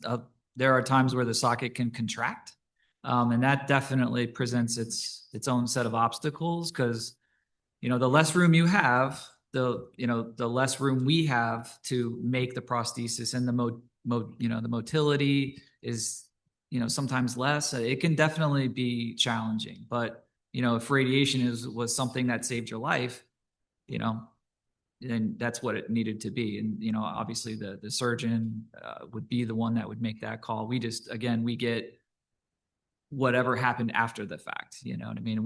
We work with what we have, we try to make the best of it. We can also try as the patient, as we see them, we can try to expand the socket by making the prosthesis larger, little by little by little, so that, you don't want to make it to where it's uncomfortable. That doesn't do anybody any good. But, over the course of the 6 months, or if they're younger, maybe we could do it at 3-month intervals, depending on what's going on. We can make it incrementally larger to create, that space. And then over time, we can actually have something that's pretty decent inside the socket to work with, but, did you want to add? I have a few patients that had the radiation, 20, 30 years ago. And in terms of cosmetic wise, I definitely noticed a little bit more of a difference, because it stunted the growth in kind of the orbital region around the eyelids and everything. So their case, their eyes typically look a bit smaller and a little bit more sunken back in the face. But the symmetry is still able to be created between the both of them. So cosmetic wise, you can create the symmetry, but the radiation did take a significant effect on the orbital region again. And then sometimes I have noticed with the radiation as well that sometimes scar tissue can be a little bit more prevalent. That tissue a little harder to fight in regards to if we have to try to expand the socket, help the eyelids close, create a little bit more movement. Sometimes that scar tissue is kind of fighting back at us, as sometimes our goal, as he mentioned, is to kind of expand the socket, a 3 to 6 month range, to kind of create a little bit more space. Because like you said, the more space we have, typically the better we can do to create, maximum comfort and symmetry between the eye, the prosthetic, and the accompanying eye. So I had the nucleation in June of 2024. So I'm coming up on 2 years. I felt like the right time, just from that perspective, was right away, because it actually doesn't help me so much in my mind as it helps everybody else around me, because they don't see something unusual. Like I look more normal because I have a prosthetic. And I think that just makes that world that I live in more normal, natural feeling. Nobody thinks about it anymore. It's just I'm as normal as anybody else, kind of thing. So that to me is the right time, because it just makes me fit in with everybody else. I have a special case because in 1998, I had a benign tumor around my pituitary. And that grew so large that it ended up pushing on my optic nerve. And I found out there's this person called a neuro-ophthalmologist, which specializes in the optic nerve. It did damage to about 50% of my eyesight in my right eye.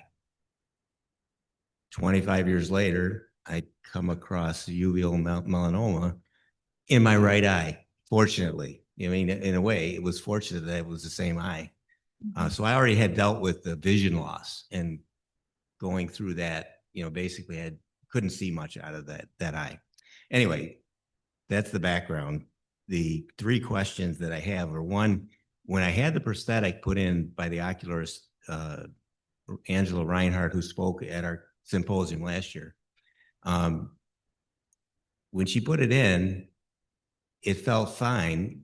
and an hour later or 2 hours later, it started to irritate the eyelid.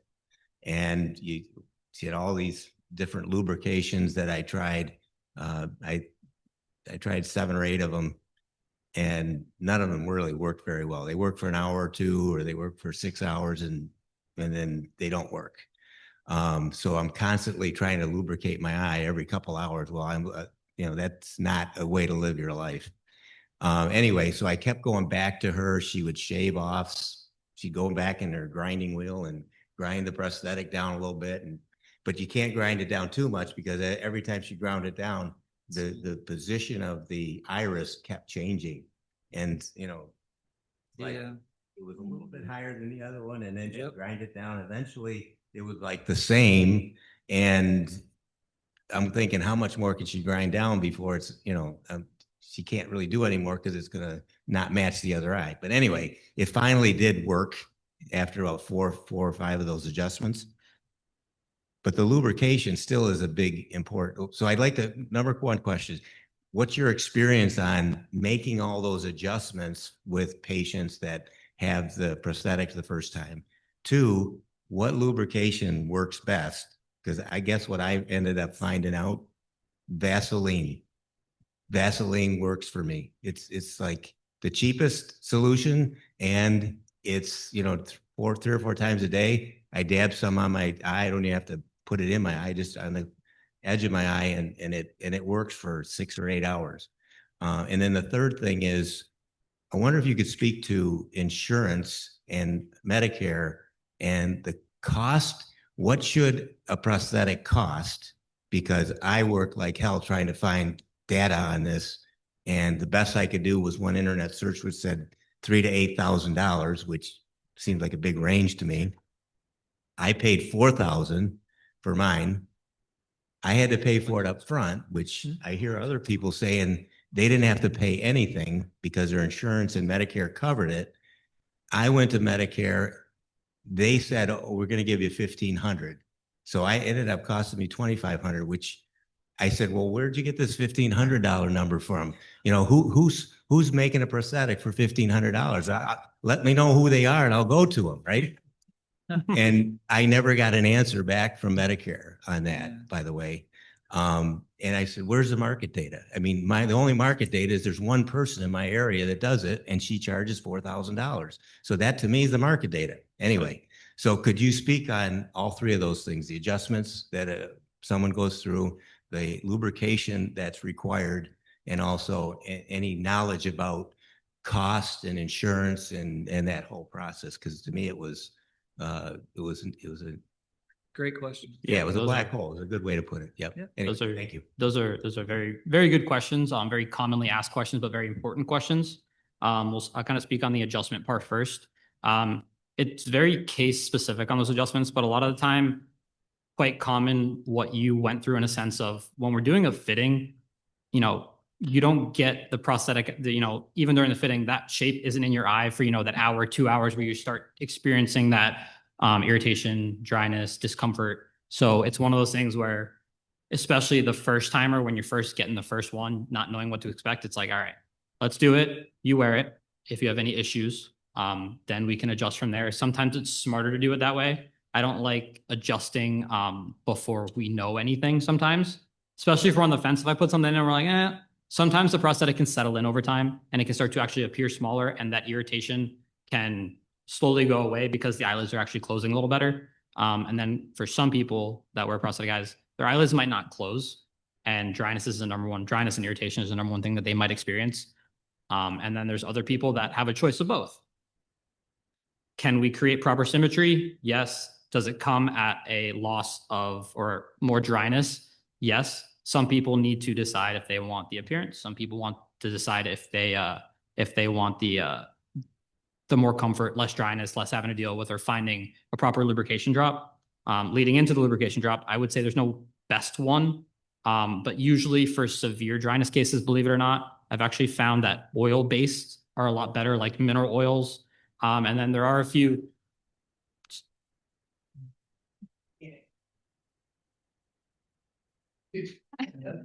You got a great point there. I usually tell people to put, if they're going to use a mineral oil, because it works for some people. Again, there's 1,000 different drops out there, even normal ophthalmic drops for the natural eye, because not every drop works for everyone and each drop has a different purpose. But for mineral oil or any type of thicker oils, put a little bit, you can put a little bit on like a Q-tip or something like that, and you can help rub it on the surface of your eye. Or because mineral oil usually comes in a big bottle, you can go order on Amazon like a little eyedropper and fill that up. That way, of course, no, of course, but I'm glad you found something. It's not the first time that I've heard Vaseline work before. I have a few people that do use it. And again, it's very specific. I've had some people that have a severe dryness, but they're like, my usual refresh tears work very well for me. And then some people that doesn't work well at all. But and then same goes for mineral oil, same goes for Vaseline. So there's not one best one. It's really person by person. Yeah.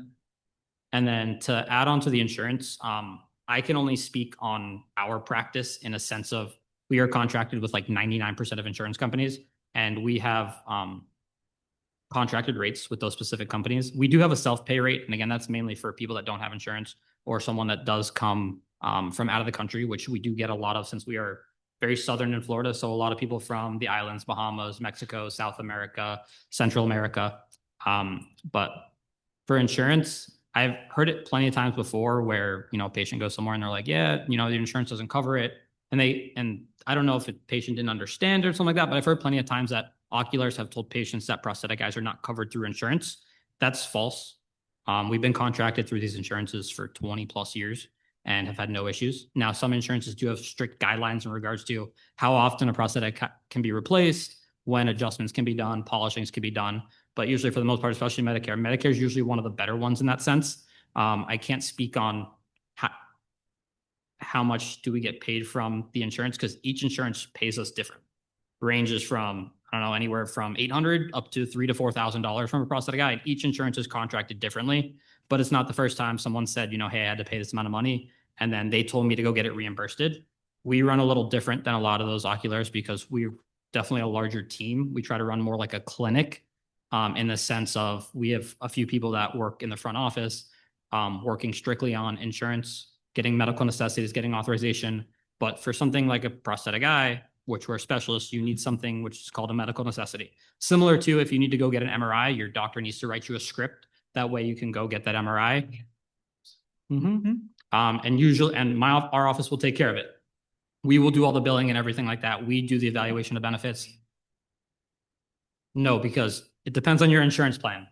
So if you have a Medicare is they cover 80%. You have a 20% responsibility with like a $283 deductible. You can choose to take that. You can choose to get that secondary to cover the rest. Our contracted rate. So that's different for every ocularist. But it's not, so it's different for us. Like you had to pay $4,000 and then you submit it to Medicare. We don't charge you anything. We just submit it to Medicare and you're responsible for the 20% of our contracted rate with Medicare. But that price is different for every single person. And our self-pay rate is different than our contracted rate through Medicare. Correct. Ed, your question highlights the challenges of the entire medical system that we are all trying to navigate. So the complexities that you're experiencing may not have an easy answer for you, for us, for them. I've dealt with so many different knee surgeries and other surgeries throughout my body that it seemed like it's always the same process. This was different. This was I meet up front and never. Correct. Right? We don't do that. Yeah, no, it's Sure. Right. correct. Yeah, that's how it should be. This was different. I don't know why. But I was Well, going to do it regardless. Even if I didn't right. 100%. At our practice, so we typically will run everyone's insurance. Whatever, let's say it's Medicare. Medicare covers 80%. Many people have a secondary, which picks up the 20%. The patient owes nothing. In that circumstance, if you have a Medicare and you have a secondary, many a times the patient doesn't owe anything. Say pick a different insurance. It's always subject to deductibles, co-pays, co-insurance, all that stuff. We run everyone's insurance. And we try to the best of our knowledge that we get from the insurance company, we go out of our way to let the patient know, hey, this is what we're being told could be your responsibility. We won't know until we send in the bill and they send back the explanation of benefits so that we have that in writing.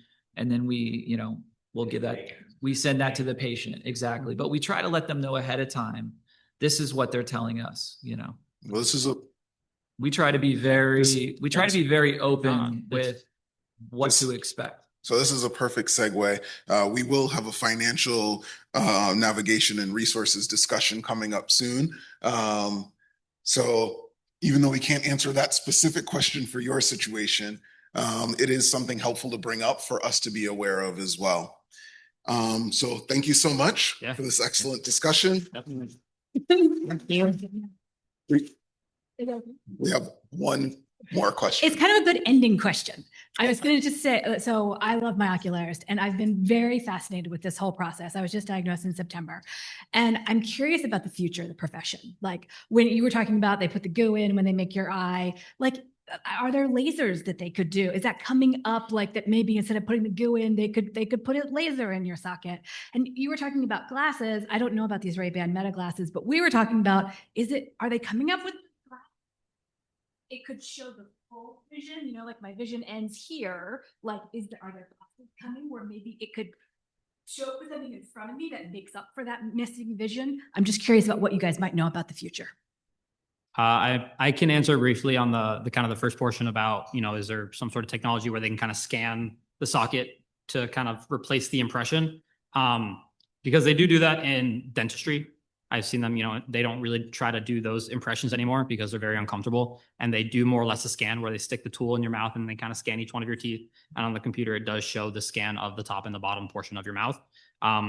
It's different with the socket because the socket's very confusing. You can't just look in a socket and say, hey, this is how much space we have. So an impression kind of helps fill in those little kind of nooks and crannies that you can't see.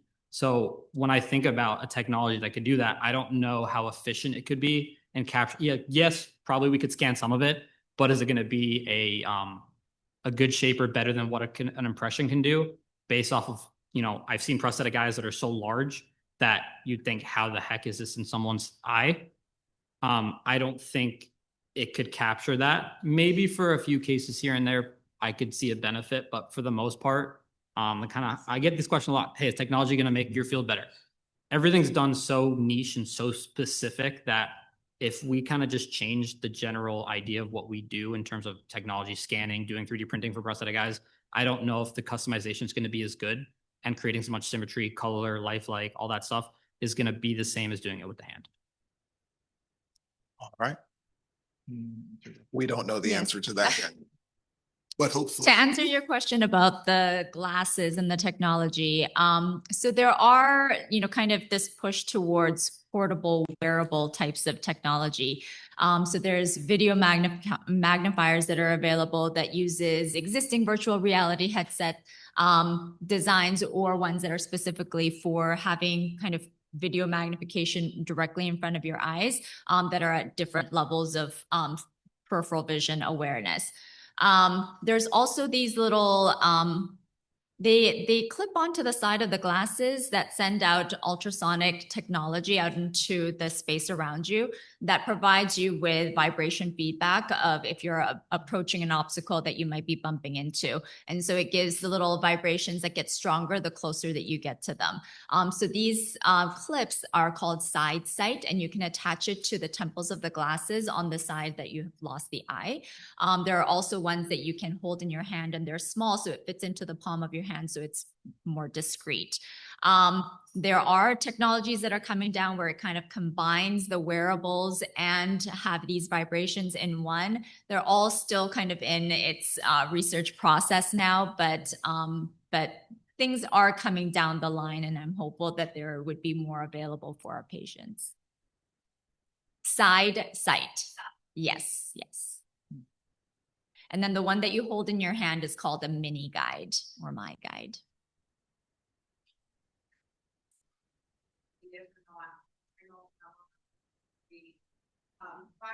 Already part of the ocular oncology recovery for quite a good number of adult patients because of the melanoma. But we also have pediatric patients that lose their eye because of retinoblastoma. Do you have any educational material that we can provide to the families in preparation for the visit to the office?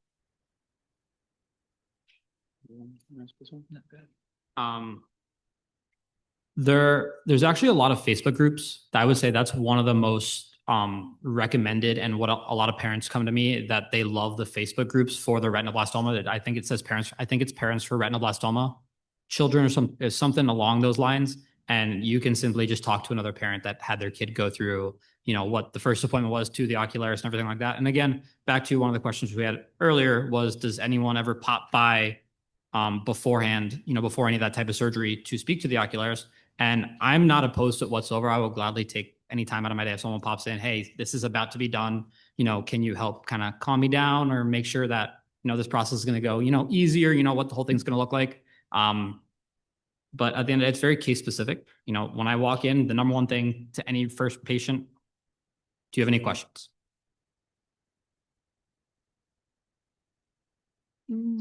I would say that's more going to be guided on the ocular oncologist or the surgeon that did the eye removal. That's probably going to give more of a retinoblastoma pamphlet. We do have brochures about wearing a prosthetic eye and everything like that. But in regards to that transition, I would say that might come a little bit more from the retina specialist or the ocular oncologist that's doing the surgery beforehand. So we also have, real quick, there's parents of the children that we currently work with now that are very willing to talk to other parents that are just starting to go through this.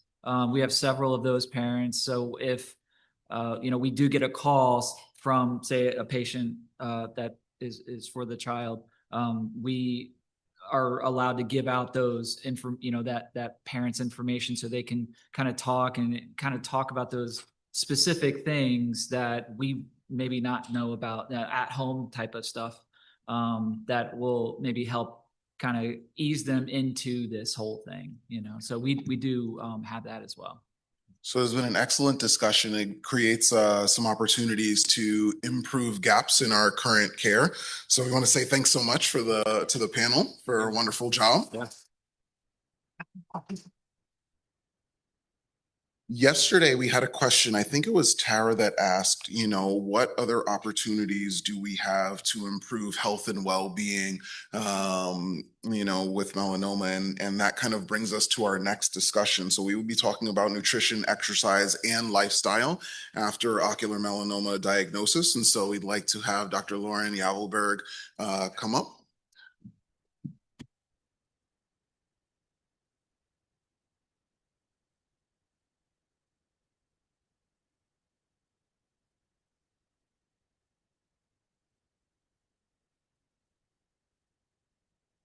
Hi, everyone. One thing that I'm sort of picking up on in the discussions and in the questions that I'm hearing is there's a lot of unknown in the things that you all are dealing with. And this is something that we see. And I want to say that it's quite ironic to be sort of, you're dealing with physical blindness where you can no longer see in one eye. But then there's also this other aspect of blindness where you just don't know. You're blind to what's out there. You're blind to insurance costs or co-pays. It's just this whole other level of blindness. It's really quite ironic. And both unfortunate. Now, we've been sitting for some time. Some of us have just come from one room to another, but I would be doing you a disservice and myself if I didn't advocate for an opportunity for us to stand up and stretch a little bit before I get into this talk about lifestyle medicine. So let's stand up. You can stay where you are if you feel like it's a safe environment around you. Let's take a moment just to stretch our neck. We'll look up for a minute. Or just a couple seconds. We'll look down for a second. We'll come back to center. We'll look over our left shoulder. We'll look over our right shoulder. We'll do a little neck rotation. We can go clockwise, one rotation, and then counterclockwise in the other direction.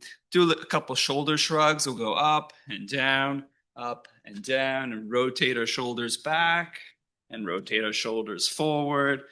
We can shake our arms a little bit and our fingers, and then one hand at a time. If balance is an issue, you can hold on to the table or the chair in front of you, and you can stay standing or sit down for this talk.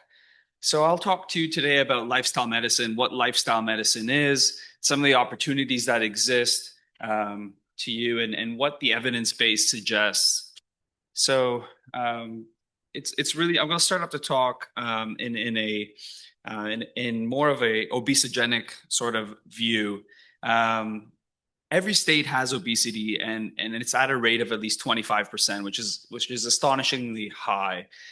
Some states have higher levels of obesity, and other states have lower levels of obesity, but it's a widespread issue. Part of it has to deal with the amount of time we're spending sitting down. Unfortunately, sitting down is one of the worst things that we can do for our health, and I hate having this in my talk because I say this while you all are all sitting down and listening to me speak. But this is the reality of the situation. The thing is that we can every step counts, and we can make little changes in our day-to-day lifestyle that we can adopt a sort of healthier lifestyle by incorporating a little bit more leisure time, physical activity, and movement throughout the day. Why am I here talking to you about moving more? Well, the thing is that unfortunately being overweight or obese is associated with 13 different types of cancers, and it has a direct impact on the comorbidities associated with obesity that may also predispose you to a reoccurrence, which of course would be very unfortunate. Being overweight or obese also increases your risk for heart disease, high cholesterol, high blood pressure, sleep apnea, fatty liver disease, type 2 diabetes, and many other comorbidities. And so what is lifestyle medicine about? Well, there are these pillars of lifestyle medicine, and they include physical activity, sleep, stress management, avoiding risky substances, and nutrition. We can look at lifestyle medicine as this wheel that highlights the long-term well-being and intentional sustainable behavior changes that we can make on a day-to-day basis to live an overall healthier life. Sometimes we think too much about physical activity or too much about nutrition, but it's really a multi-dimensional approach, and there's many different aspects. From a nutrition perspective, we want to emphasize whole foods, plant-forward diets. We want to minimize processed foods and refined sugars. And evidence suggests that practicing a Mediterranean diet pattern and intermittent fasting has positive effects on our daily life. And so it's sort of a good time right now, or an interesting segue, where we have a new food pyramid now. Besides the fact that they've inverted the pyramid, they've also made some other changes to the food that we now see. There's more advocacy now for other types of protein and healthy fats. We're seeing vegetables and fruits and limited grains. Some things that we're missing here is, which would be nice to see, is more fatty fish and beans and legumes. But we do see avocado and olive oil, which is great. Essentially, the Mediterranean diet or the Mediterranean eating pattern really emphasizes eating fruits and vegetables with every meal, whole grains, lean protein, healthy fats, nuts and seeds, beans and legumes, and limiting red and processed meats, sugar-sweetened beverages, or highly processed foods and refined sugars. And we also try to minimize our alcohol. You know, we hear, okay, well, in the Mediterranean, they drink wine daily. Well, the difference is, so there are some regulations, or some recommendations, I should say, about drinking. There is evidence to suggest that due to the phytochemicals, so the color of the grapes and the makeup of the grape skin and what's there are healthy and have some benefits to us. But then the problem is that alcohol affects our body on a DNA level. And there's also additives in some wines like sulfites and nitrates, which are known to be carcinogens to us. So what they say is that if you don't drink, you shouldn't start drinking. But if you do drink, a drink a day is okay. A little bit of common sense and moderation here. So some ways that we can make nutrition work for us is build a balanced meal. We want to aim for a simple structure: protein and fiber-rich carbohydrates with healthy fats. And we really want to eat the rainbow, right? This is something that we've heard for some time. We want to aim towards those deeply pigmented fruits and vegetables, those dark leafy greens, peppers, berries of high antioxidant capacity. We want to be intentional with our timing. We want to try to actually have a specific eating window. The North American style way of eating is, we wake up in the morning and then you have some OJ and pancakes, very high carb, sugar type meal. And then we're snacking and grazing throughout the day. And then lunch comes around and that cycle sort of repeats, but it's quite detrimental on our body because we have these glucose fluctuations throughout the day and insulin secretion, which is a hormone that has some negative downstream effects. And so we want to be intentional with our timing and try to restrict our eating window or feeding window to about 8 hours a day, if possible. And we want to make consistency realistic. A lot of dietitians and nutritionists really believe in in diet plans, and others are super against it. I'm sort of on the side of against it. Personally, because what works for you what works for me doesn't necessarily work for you. We all have our dietary preferences, allergies, sensitivities, and tolerances. The idea is that we want simple, repeatable breakfasts or snacks or lunch options throughout the day. We can pick a day of the week where we can meal prep, and it doesn't have to be complicated. Doesn't have to be something fancy. It could be a simple yogurt. It could be a protein bite. But we want to get a good source of good nutritious sources. The biggest thing that we hear is, I'm too busy and I have to work and I have to manage my cancer diagnosis, my treatment, my kids, my family, and life, right? If we can plan ahead of time, then we're set ourselves up for success. If we wait until we're starving and then we open up the fridge and then we just eat like a bear out of hibernation, right? Then that's not very efficient. We want to try to be a bit more preemptive or aware of it. Another good tip is we can wash those fruits and vegetables or cut them up ahead of time so that there's a quick option that's healthy and nutritious and readily available, as opposed to opening a bag of chips or something else that's not so nutritious. We can keep things simple, keep it practical, like I mentioned, like a Greek yogurt with some fruits or just some hard-boiled eggs, mix of nuts, right? Trail mix, for example.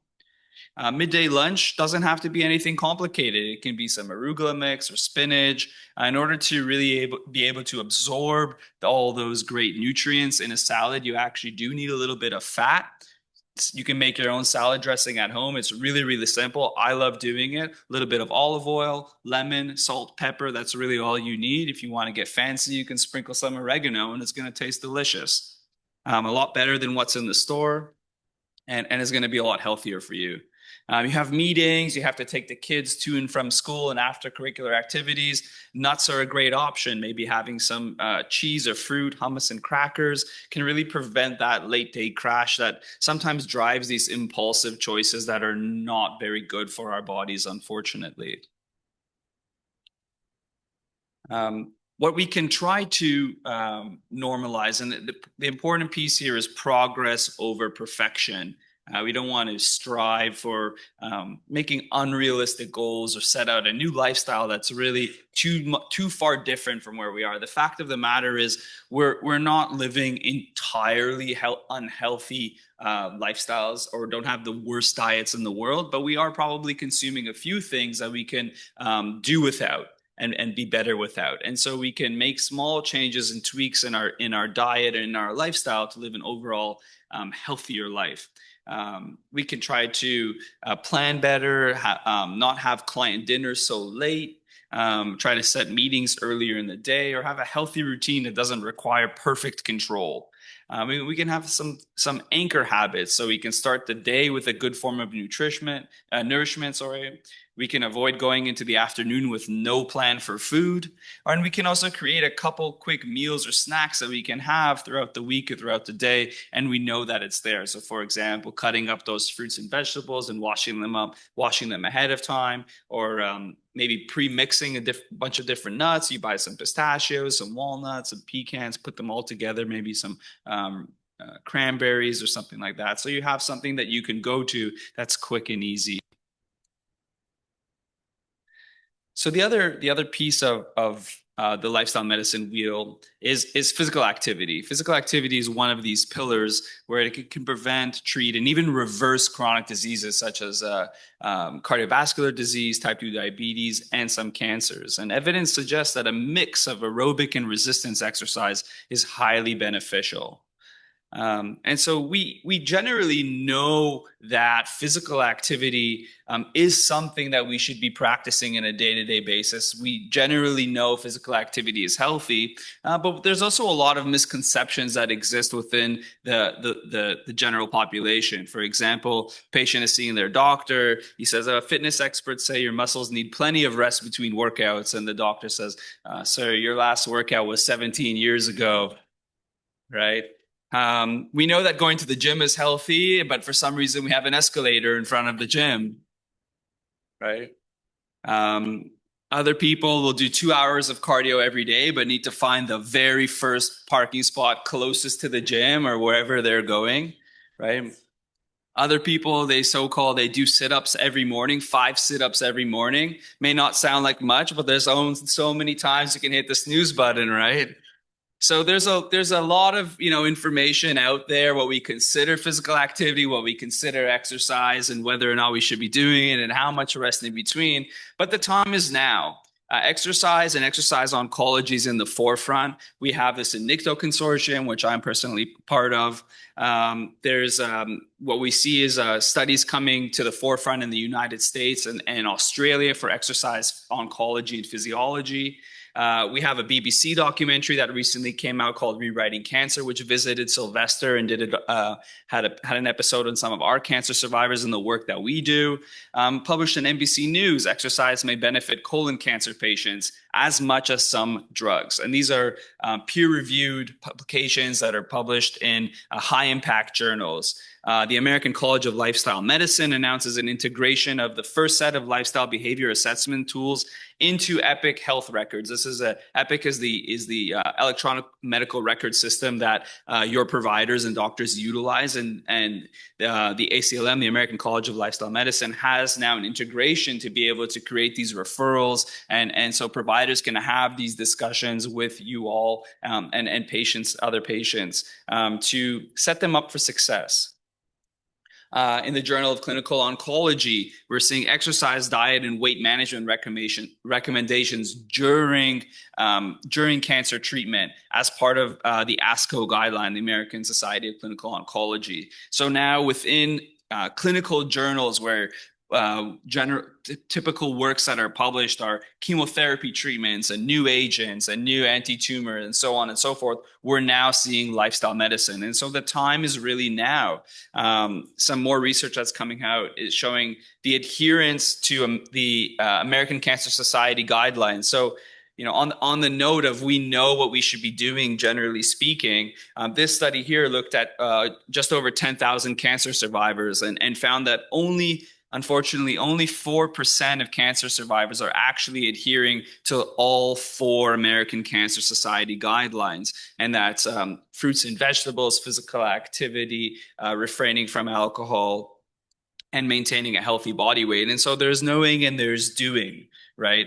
But then we see also being published in the cancer journals, Exercise is Medicine, and how we can better engage with clinicians to help patients move through cancer.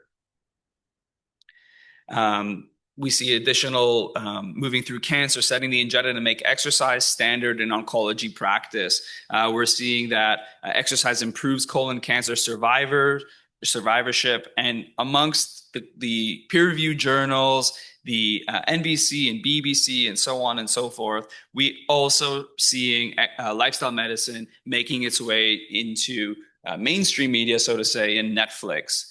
Show of hands, how many have seen this documentary before? A few people. Okay, well, I won't ruin it too much for you. It's really an amazing documentary, and I would recommend, if you haven't seen it, to go watch it. It is a Live to 100. This gentleman goes around the world to what he calls the blue zones. These are areas in the world where people have the highest amount of people living over the age of 100. And he terms these areas in the world as the blue zones. And so what did he find? He summarizes his findings into these categories that are actually similar to, keep the lifestyle medicine image in the back of your mind, so to say. And what are some of the trends or themes that he found? So there's several blue zones that exist throughout the world. Here's a Venn diagram that looks at Loma Linda in the US, which was one of the blue zones, the Okinawa region in Japan, and Sardinia in Italy. 3 different places in the world, all over the map, all have one thing, a few things in common, but the one thing being that they have the highest number of people living over 100. Well, what are they doing? In Loma Linda, they're eating in a healthy social circle, so they're not eating alone, they're not necessarily eating while watching TV or looking at something at their phone, and they eat nuts.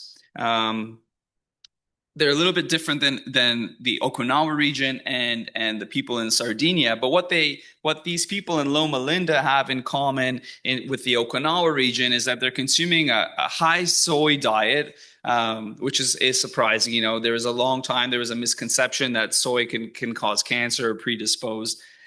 They don't consume alcohol, and they have a high level of faith. These individuals in Loma Linda have what they have in common with those who live in Sardinia on the other side of the world is whole grains, and they're actually both culturally isolated from the rest of Italy or from the rest of the US. In Sardinia, Italy, they eat a lot of fava beans, and they have a high polyphenol wine, and those are those phytochemicals that I was referring to earlier. What do they have in Sardinia in common with the Okinawa region in Japan? They empower women, they get sunshine, and they do their own gardening.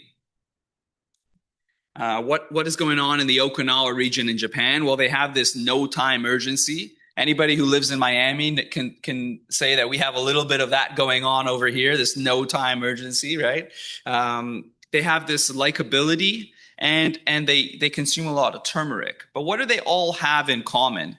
They value family, so they're very together. No matter how old they are, they don't isolate their old people into retirement homes or into long-term care facilities.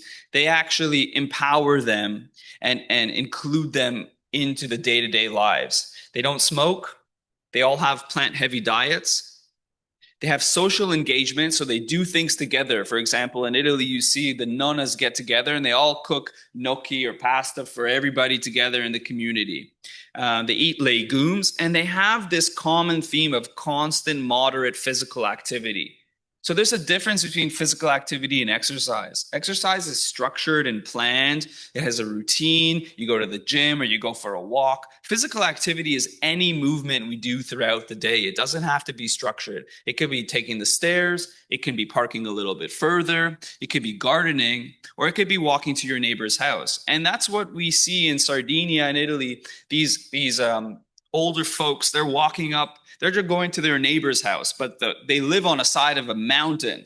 So going to the neighbor is like walking up almost a near 90-degree pitch, and they're going up and down, and they're over 100, and they're doing it. And that's a moderate physical activity. For example, in Loma Linda, they do farming with less industrial tools. In Italy, they're not using these fancy KitchenAid mixers or whatever you have. They're rolling it out by hand, and that's constant, moderate physical activity. And so we are seeing, guidelines and recommendations. We see what the evidence suggests, and then we really see it in the real world, outside of the clinical trial, away from the research bench. This is not rats. This is not mice. This is the real world, the Okinawa region in Japan, Loma Linda and Sardinia. So just to give you a little bit of an idea of there's knowing and there's doing, and then does it actually work, right? Different clinical trials are subjected to their biases and so on and so forth, but this is real. And I don't want to talk any more about it because I want you guys to go and watch it when you have a chance. And so there are exercise guidelines for cancer survivors. The number one question that we get is it safe for me to exercise? There was once a period of time where if you have this cancer diagnosis or you're going through chemotherapy, you need to rest, you need to relax, you need to get ready and for war. But the truth is that what evidence is finding is that overall the findings suggest that every survivor should actually avoid inactivity.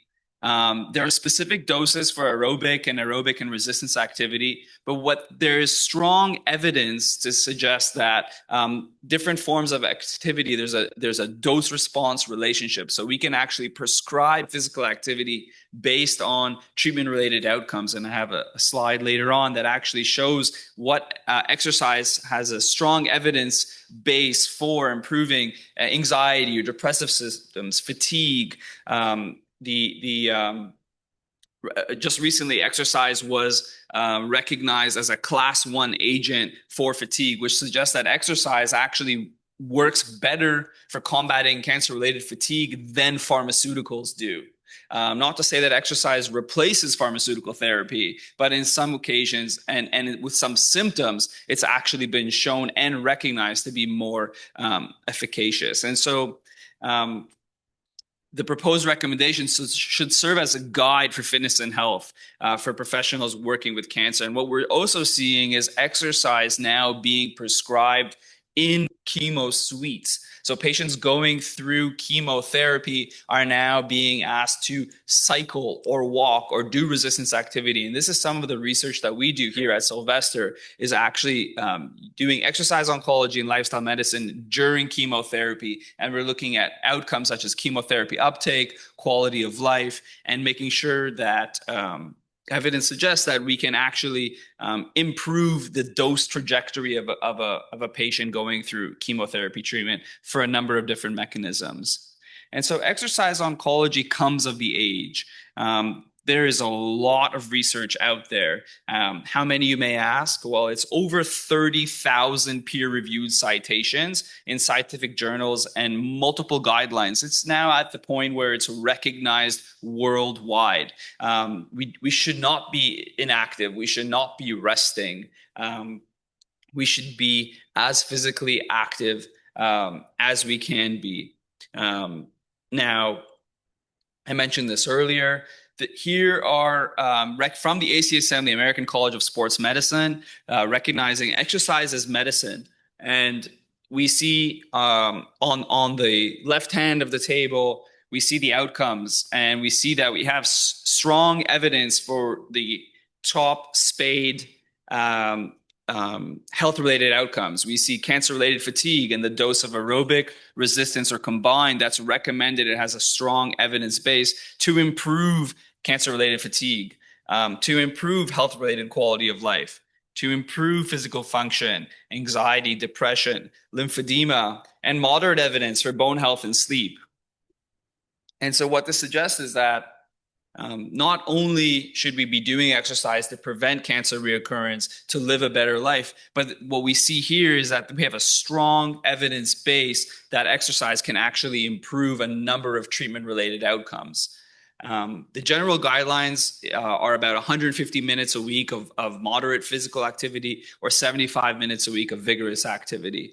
That may sound like a lot, but the truth is that we can break it up into smaller bite-sized chunks, so to say. You don't have to commit to an hour. You can do 2 bouts of 30 minutes. You can do 4 bouts of 15 minutes.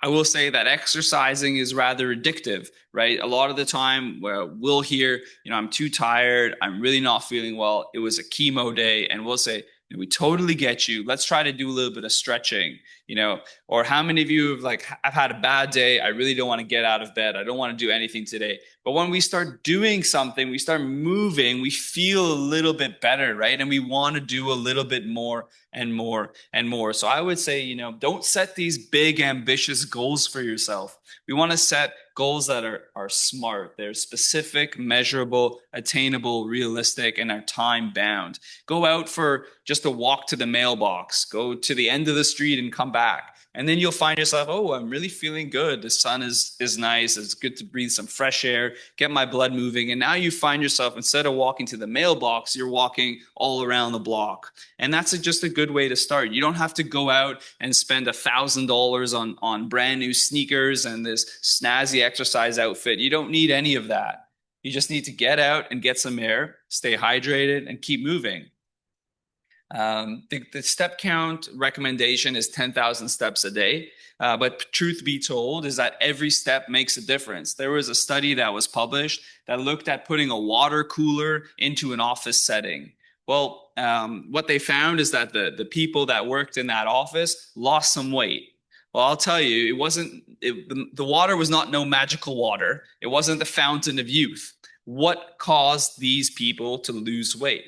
Well, they walked to the cooler. They knew first it was the coolers here. This is the watering hole. We're going to go to the cooler. We're going to chat a little bit, right? And then they go there and they chat. They grab some water. They come back to their desk. Well, they drank some water. Now they got to go to the bathroom. They go and take a few steps to the bathroom. And then on the way back, they stop by the cooler, have a quick chat, fill up the water, back to the desk, drink the water, time to go to the bathroom again, right? And so now these steps of going to the cooler, coming back, going to the bathroom, coming back, all these little steps, they add up throughout the day. And these workers in the office, they didn't do anything special. All they did was drink the water, drink the Kool-Aid, right? They drank the water and they went to the bathroom, and that's about it. And they were healthier. And so the point is that these little things make a difference. Yes, it makes a difference to park a little bit farther, get a few more steps. It makes a difference to take the stairs.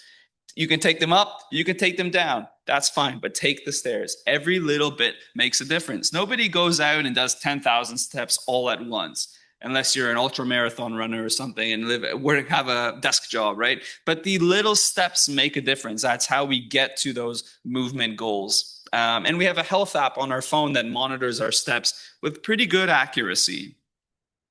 Why else is it important to maintain physical activity and try to be sort of as active as we can when we can? There's this relationship here on the x-axis. We have age over time, right? And on the y-axis, we have musculoskeletal fitness. We can also call this just cardiovascular fitness or fitness, right? So when we're born, we have, this baseline level of fitness. And as we age, when we get to our 20s and 30s, that's sort of our prime time, right? We're looking the best, we feel the best, we're generally pretty fit, right? And then what happens is over time, right, we start to age, unfortunately, and we lose our fitness over time if we don't do something about it, right? And what happens is eventually we'll reach this line called the threshold of dependence, where we lose our fitness and we're no longer able to do our activities of daily living. Everything that we do requires an oxygen cost, a metabolic cost on our body. If we don't have that minimum amount of fitness, we're now no longer able to do those things. It could start with walking up the stairs, right? If you live in a 2-story home, then that can be quite limiting. But it can also progress into being able to carry your groceries, being able to dress yourself, wash yourself, and so on and so forth. And so the good news is that by exercising and being physically active, we're able to attenuate or prevent this decline over time. And as opposed to having this just nosedive down, we can actually keep it relatively straight or from not reaching that area. But it's when we become inactive that we really begin to see this decline towards disability and loss of physical function. And so what I say is that, when somebody offers to help you with the groceries, you say, no, you're trying to kill me. This is my physical activity. Let me do it myself, right? Use those little opportunities throughout the day to, maximize your physical ability, your strength and physical, and use it as a little bit of a workout, right? Challenge yourself when safe to do so. It is important to note that there is an ideal dose, right? No exercise really puts us at the highest health risk. There is an ideal dose. So we see our current guidelines, 150 minutes a week of moderate physical activity. And then there is really this most benefit where we're doing more than the guidelines and it puts us to the lowest amount of risk. But there is also this extreme exercise hypothesis where essentially, if exercise was infinitely good for us, then we would never hear of athletes getting cancer or passing away, right? And unfortunately, it happens. And part of that is with this extreme exercise hypothesis that too much on the body is also problematic. So there is a time and a place where the body needs to rest, but not 17 years between your workouts, right? And so here what we see is physical activity. So this is in MET level, this is metabolic equivalence. And so it's the amount of exercise that essentially builds up throughout the week. We can see that with being active, very minimal amounts of physical activity, we actually see a 13% reduction in cardiac mortality. We see obesity go down, we see our blood pressure go down, diabetes goes down, insulin sensitivity increases, we have a lower risk for coronary artery disease, and a lower risk of atrial fibrillation. We see with a little bit more physical activity, an increase in intensity. We see an increase in coronary reserve, an increase in functional capacity. And so all of this is to say is that every little bit of physical activity counts. It makes a difference, and it's a step towards preventing not only disability but cancer reoccurrence and living an overall better life. We research cancer, lifestyle medicine across the cancer continuum, from prevention in the community all the way to stage 1 and stage 4, as well as survivorship. And so we work with patients across the continuum who are dealing with side effects who are just started treatment, and patients who have long-term side effects from treatment.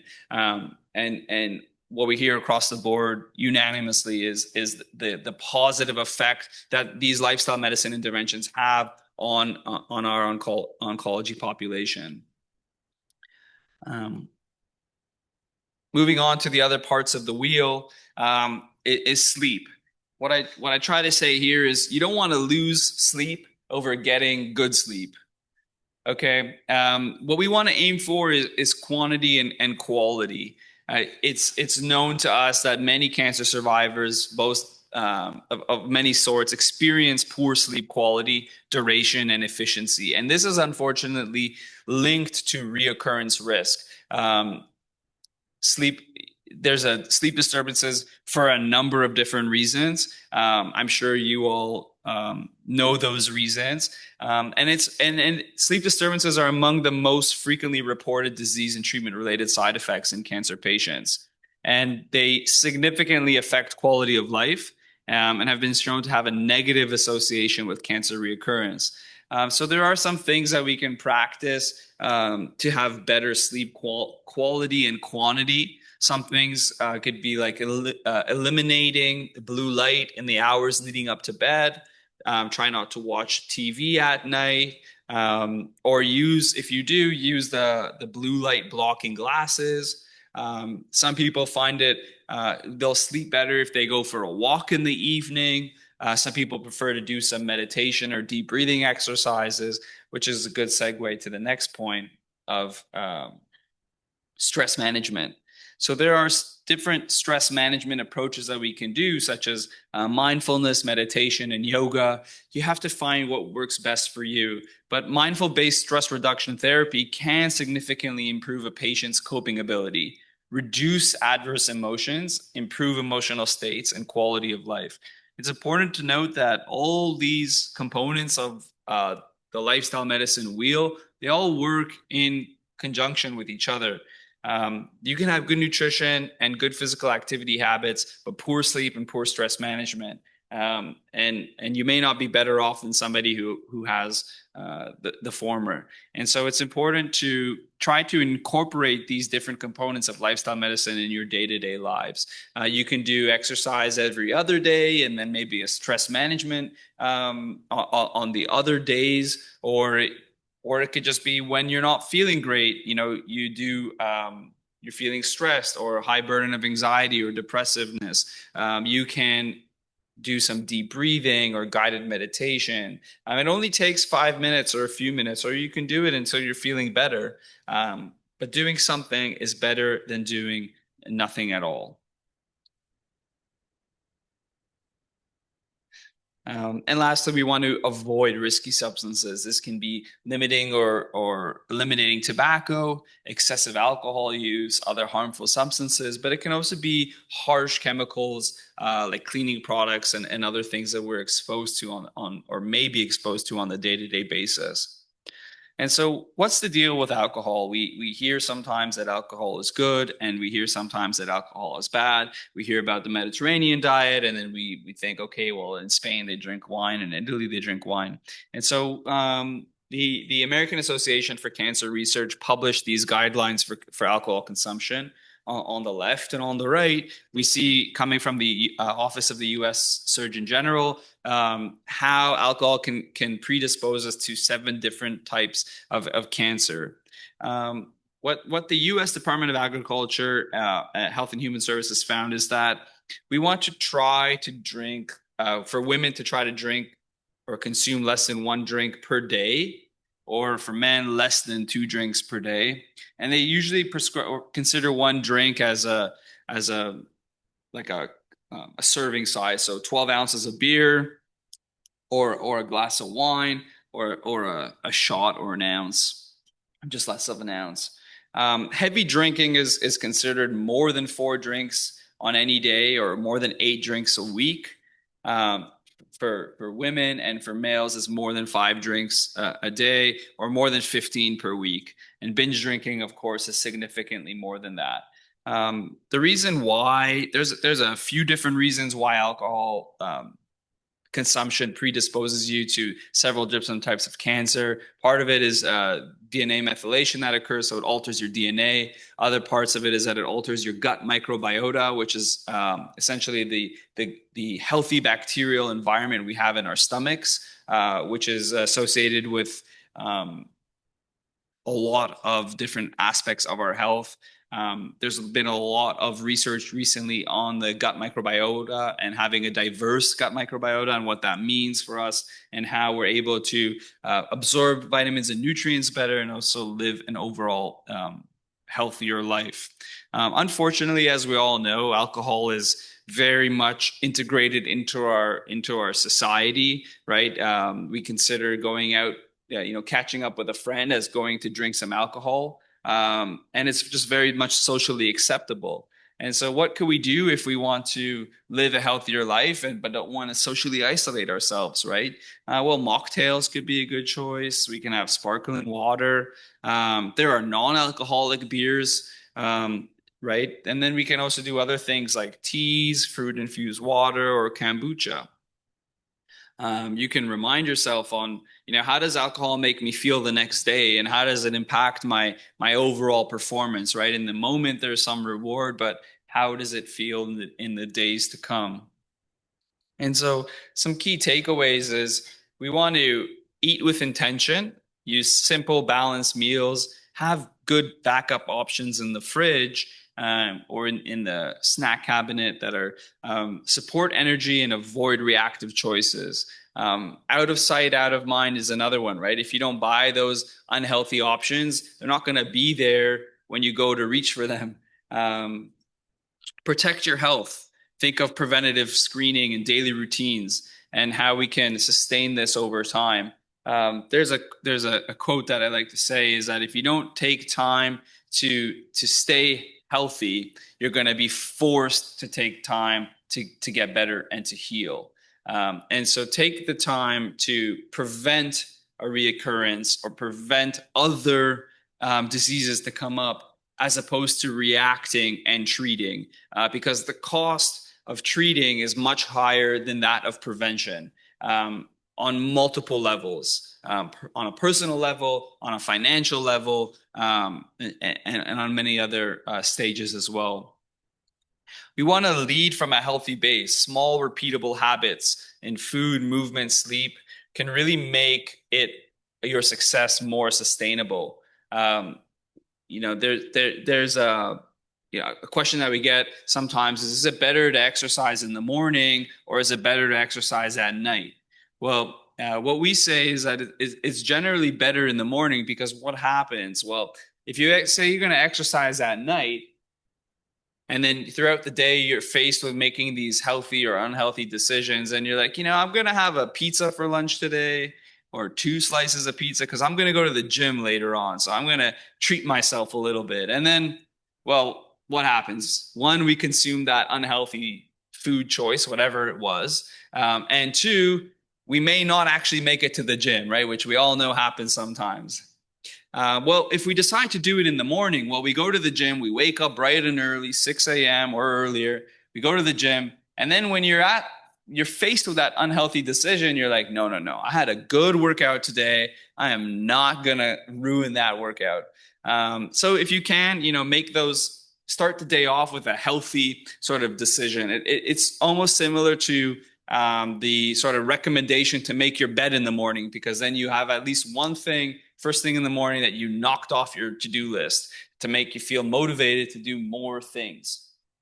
And so these little repeatable habits that we can make throughout the day really compound into something much larger. It has this sort of snowball effect in our life. And so I encourage you to sort of think about what's one healthy habit that you're trying to adopt. What are some of the barriers, and how can you overcome those barriers? A lot of the time, the number one reason for people to not be successful in meeting their goals is that they're either too ambitious or too general.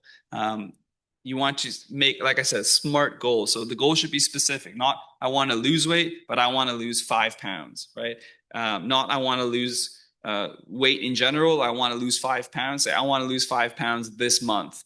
So it's time bound, it's realistic, it's accurate, it's measurable, and it's very specific. And that's how we set ourselves up for success, and not just these arbitrary targets, so to say, these nets that exist that we shoot for, but we don't know where the target is. And then the other thing is enjoying it. You're not going to be able to do something that you don't enjoy. If you hate going to the gym, don't go to the gym to exercise. Walk around, do other forms of physical activity. If you like to dance, then you can do like a Zumba style class, right? You can exercise at home. You can do YouTube videos. If you like to exercise in a group, then you can go to the YMCA or the Silver Sneakers. You can look up a walking club or a running club, or have a few friends that you walk with or exercise with. There's a lot of solutions out there, but try to find something that you enjoy. And I empower you to think about physical activity and not just exercise. Thank you very much, and I appreciate everybody.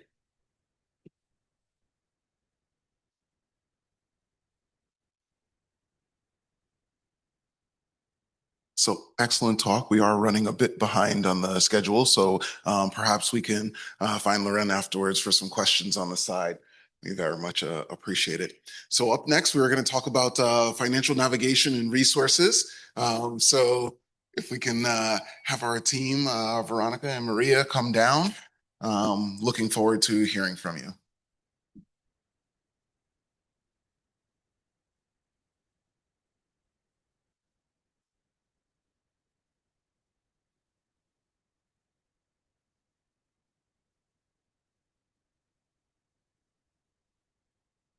Good morning, everyone. Good morning. I'm going to try to fill in the shoes here. Speaking of food, it's about that time almost, right? So my name is Maria. To let you know that I am at Bascom Palmer. I work as a clinical social worker.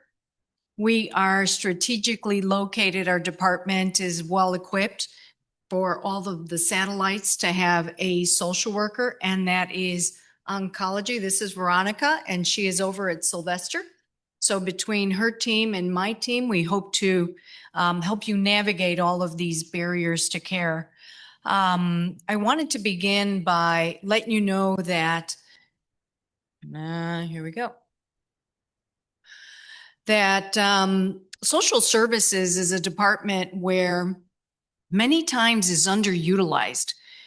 When you are diagnosed with something as serious as ocular melanoma or anything else, barriers to care trickle down to the social workers to help navigate so many of the resources that are necessary.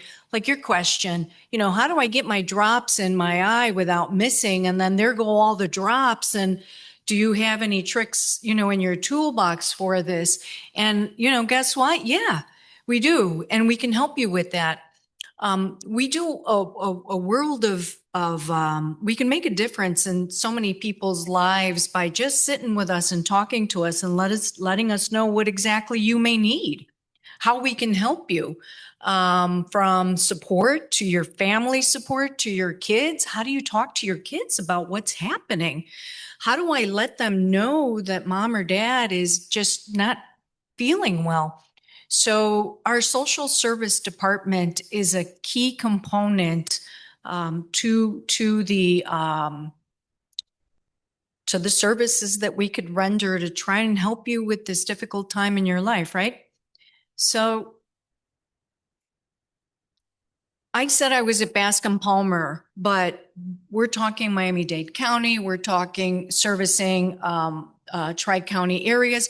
But that doesn't hold true. We have people that come to us from all over the state, the nation, and elsewhere. So we're going to do our best to put our thinking cap on to help you and get the services that you may need, even internationally, believe it or not. So some of the things that we do initially when you come to us. So what is it that I can help you with?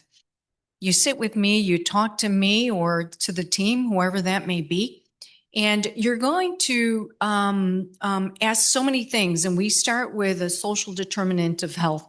What is keeping you? What are your barriers? What's keeping you from coming to receive care? Is it transport? Is it finance?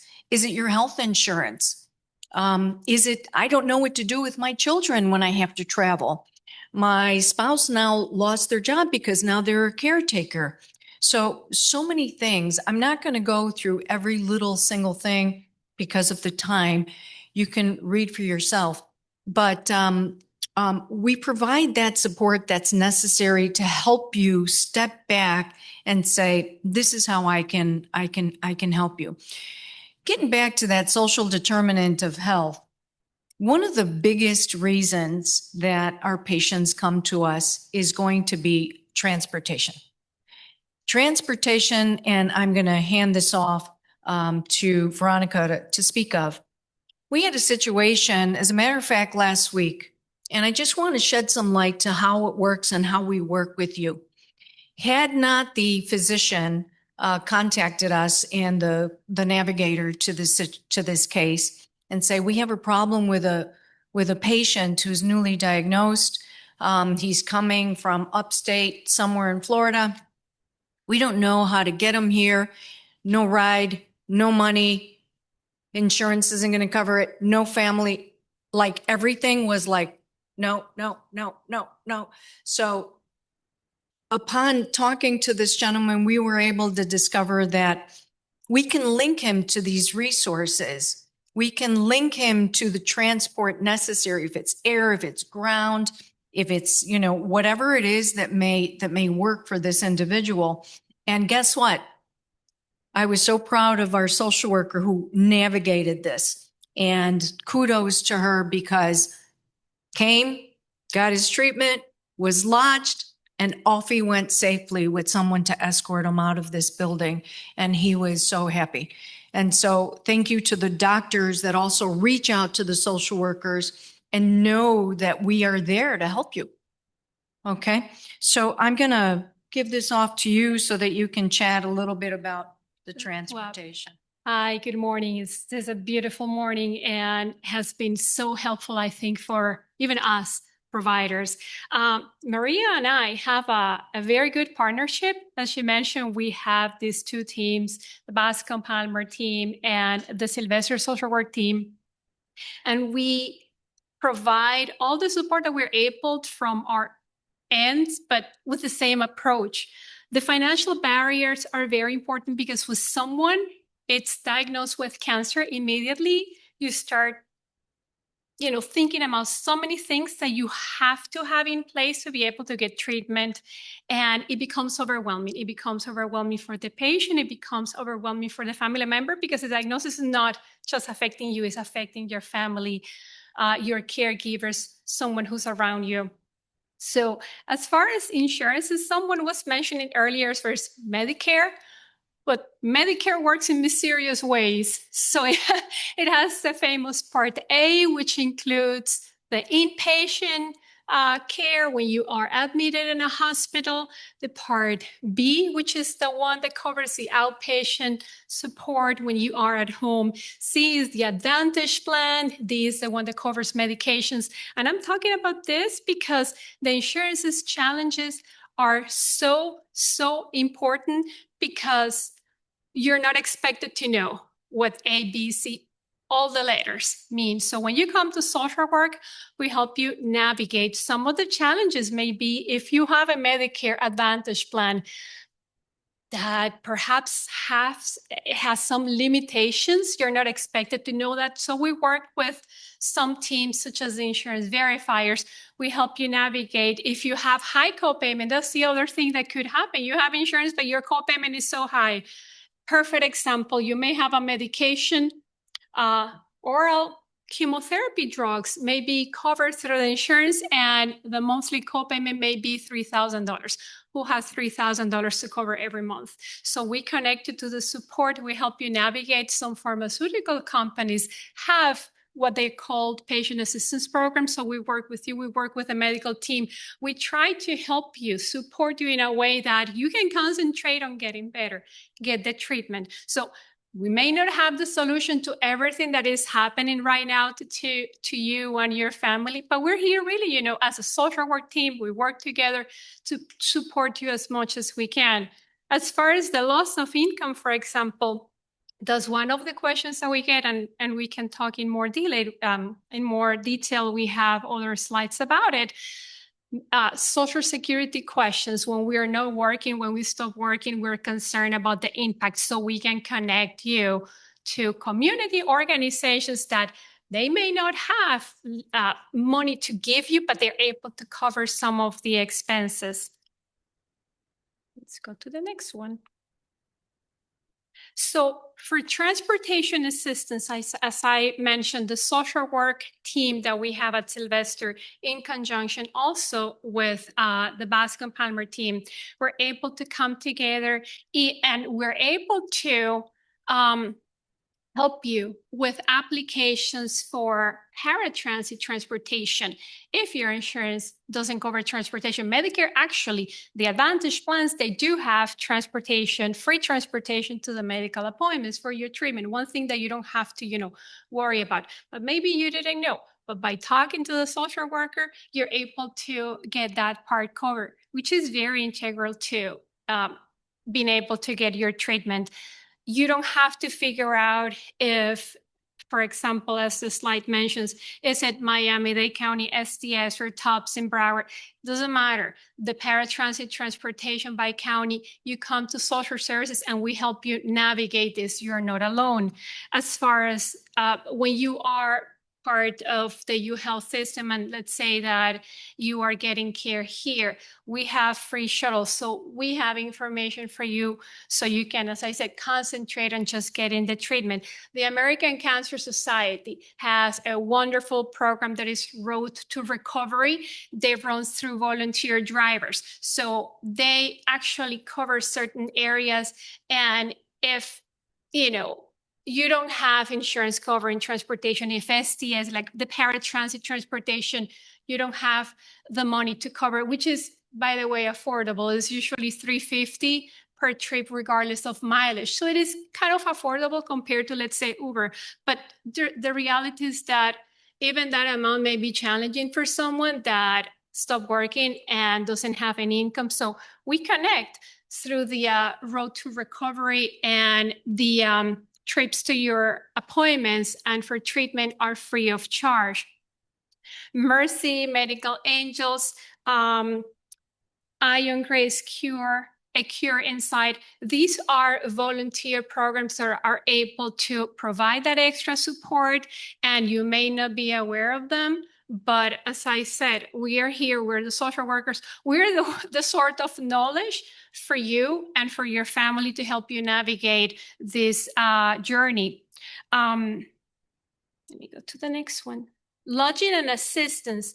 So one of the concerns, as Maria was mentioning, is if you don't live in the area and you really need to get cancer treatment, where do you start? What do you do? So usually what happens is whether you're here, receiving care at UHealth or a different cancer center, likely your medical team has connected you to the social workers that are part of that team, and they're the ones that are aware also of the options for lodging. So again, American Cancer Society, very good source of support. They have a program that offers temporary lodging for someone to be able to receive cancer treatment when that person lives at least 30 miles or something from the cancer center that is going to be providing the care. The Bone Marrow and Cancer Foundation is not only providing support to any type of cancer, including melanoma. So that's something important to mention. One of the resources, because people may think that it's just dedicated for someone who may need a bone marrow transplant. That's not correct. It's open to any patient who is diagnosed with cancer and needs this support.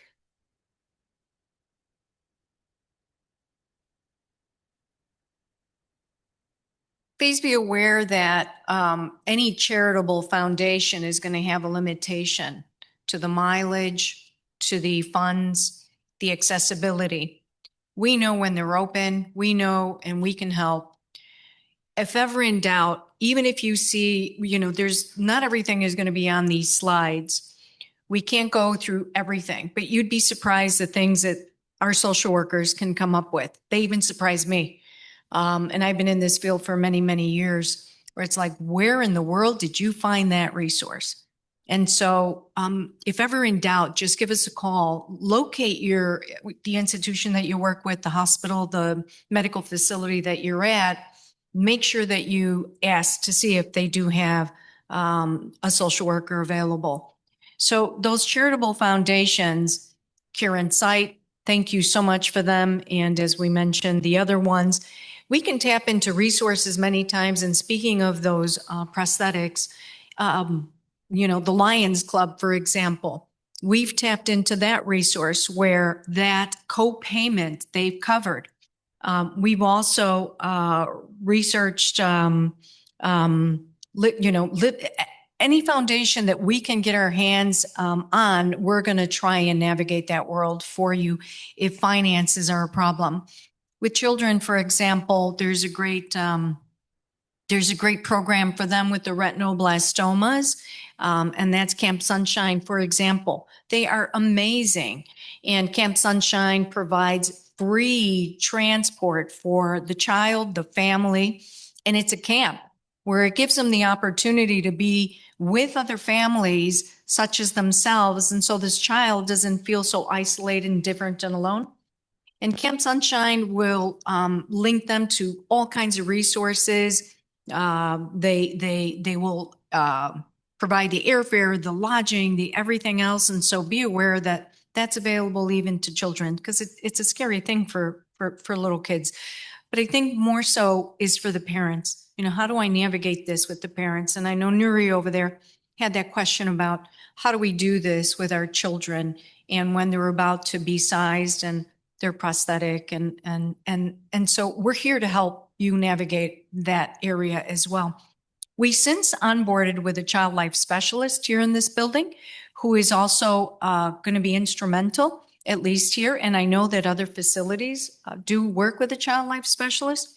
So prior to all of this, that person works very close with us and hands them off if these families need that continuation of care, that hand holding, maybe it's counseling that they need. We are licensed clinicians. We could do that. We can help you through this journey and transition you to connect you with your mental health counselor through your insurance, so you don't have to, pay out of pocket and that kind of thing. But I don't know, the word charitable seems to be a little overstretched, but in fact, there are so many people. The gentleman that I spoke to you, if someone listened to the conversation that, had made the phone call to see how this transport was going to work out, and someone said, you know what? I donate $100. I want that person to have a complete, and these are the kinds of people that are out there that we know of that can help if ever you're in that kind of dire straits financially and strapped. Okay. Medication, as far as we're concerned, she is going to be talking to you about the medication when it relates to the cancer treatment itself. But here at Bascom Palmer, I'll have you know that we have a strong patient-assisted program. If you have something else happening to your eye that you happen to need those intraocular injections and perhaps you don't have the insurance or there's a gap in insurance, we can help you navigate the patient-assisted program. We also have a great fund here at Bascom Palmer that helps our patients with eye drops when they're in financial hardship. If you're eligible, we can help you get those medications as well.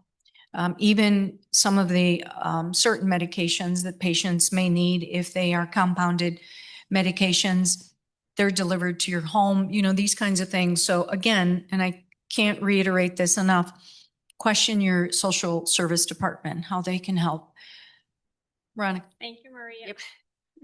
So talking about the medications earlier, I had mentioned about the oral chemotherapy drugs. Similar situation could happen with the infusions. They are very expensive, if not actually more expensive, because when the copayment is such a high copayment for an infusion that someone is getting that's on a weekly basis, something like this, it can be very stressful.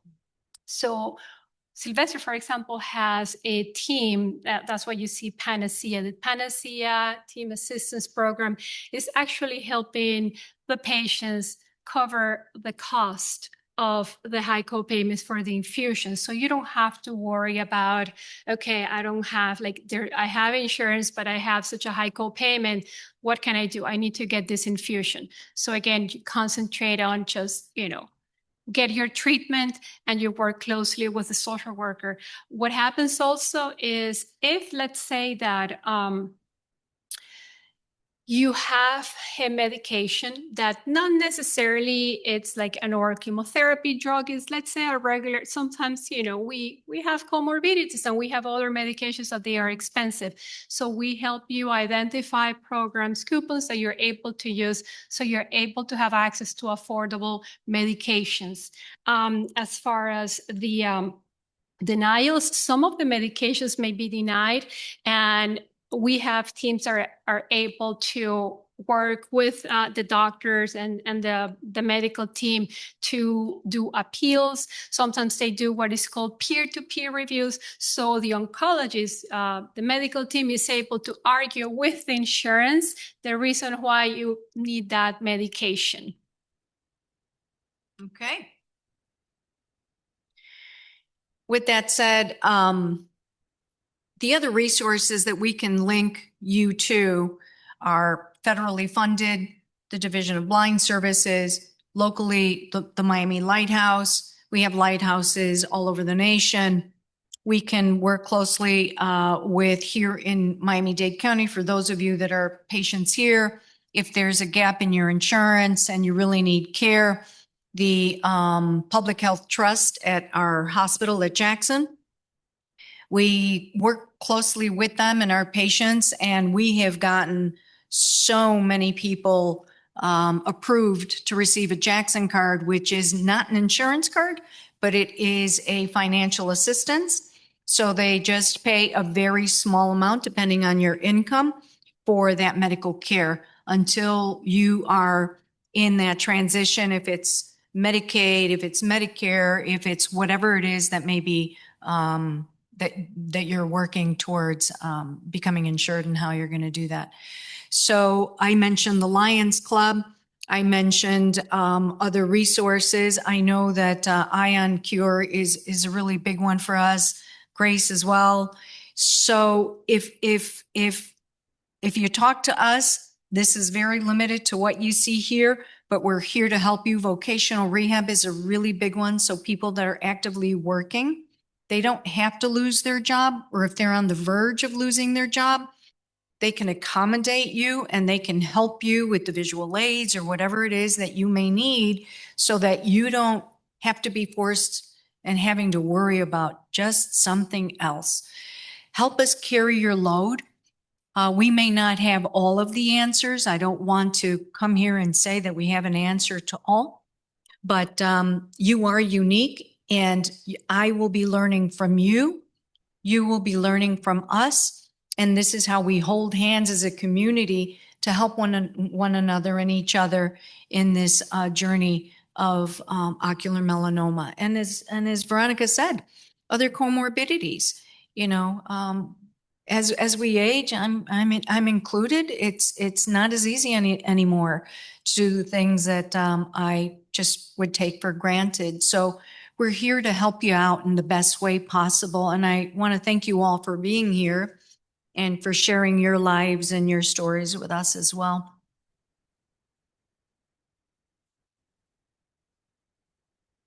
If you have any questions along the way, the team knows how to reach us. Happy to take your questions at a later time, and safe travels. And God bless. Yeah. All right. Okay. Thank you. Thank you both so much for an amazing presentation and really for all you do for us and our patients. Maria knows that I reach out to her quite often. So if you have any questions, hopefully you took some pictures of the resources that are available nationwide, not just in Florida, and you can always reach out to us. We're happy to put you in touch with people that can help. We're going to move on to the next session. We have Dr. DeBovie, who is another person that I very often reach out to because he helps us a lot with our diagnosis.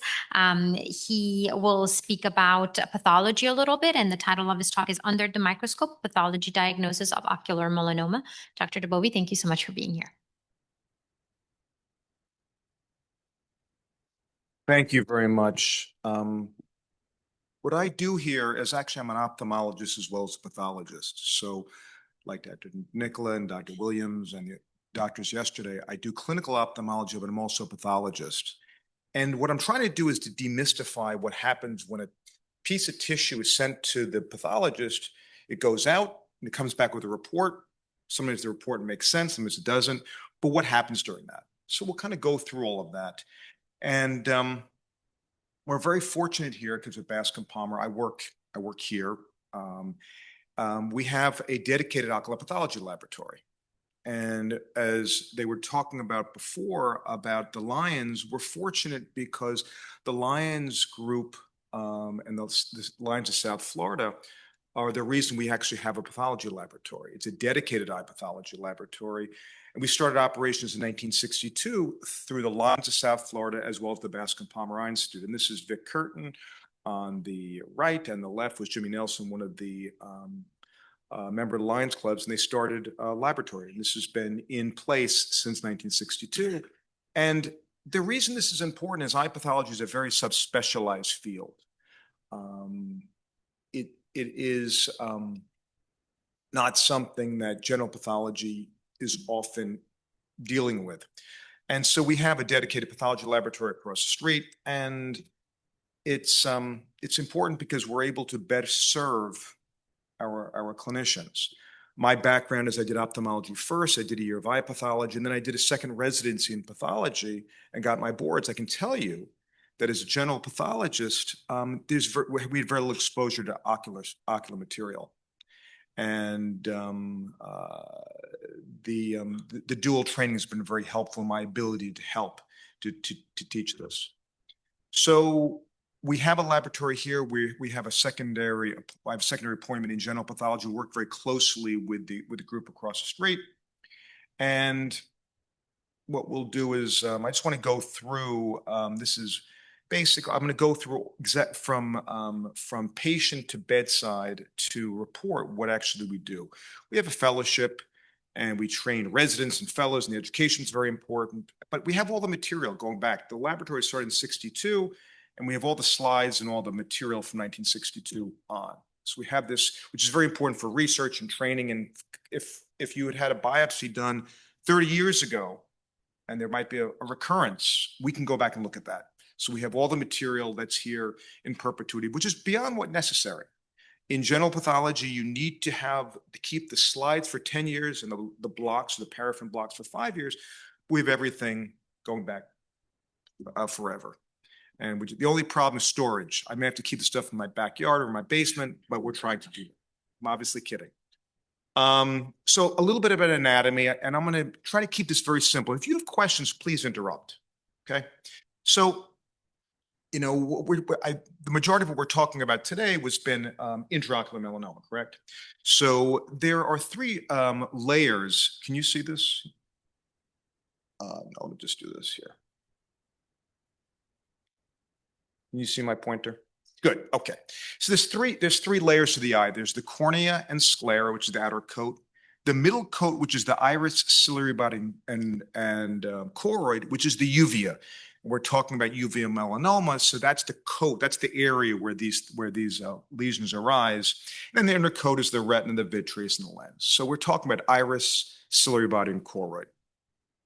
Now, this I'm not going to go over. We've had a lot of discussion about melanoma. It's the most common primary intraocular malignancy that takes place, and there's about 6 to 7 cases per million. Now, one of the first questions that the clinicians want to make sure is that they have the proper diagnosis. They look in the eye and they'll see a lesion that looks like a melanoma. And most times they're absolutely sure that's what it is. But what often is necessary is to get a little piece of tissue to be sure. And sometimes things are complicated. Sometimes things don't look exactly what we think that they're going to look like. And so often, what will often happen for diagnosis is doing cytologic evaluation. And what cytology is taking a very small biopsy, usually the needle, and getting a few cells to make sure that's what the lesion is.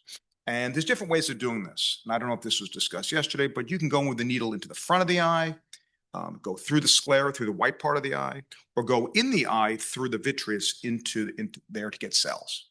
Okay? So what are the 2 different types of cytopathology?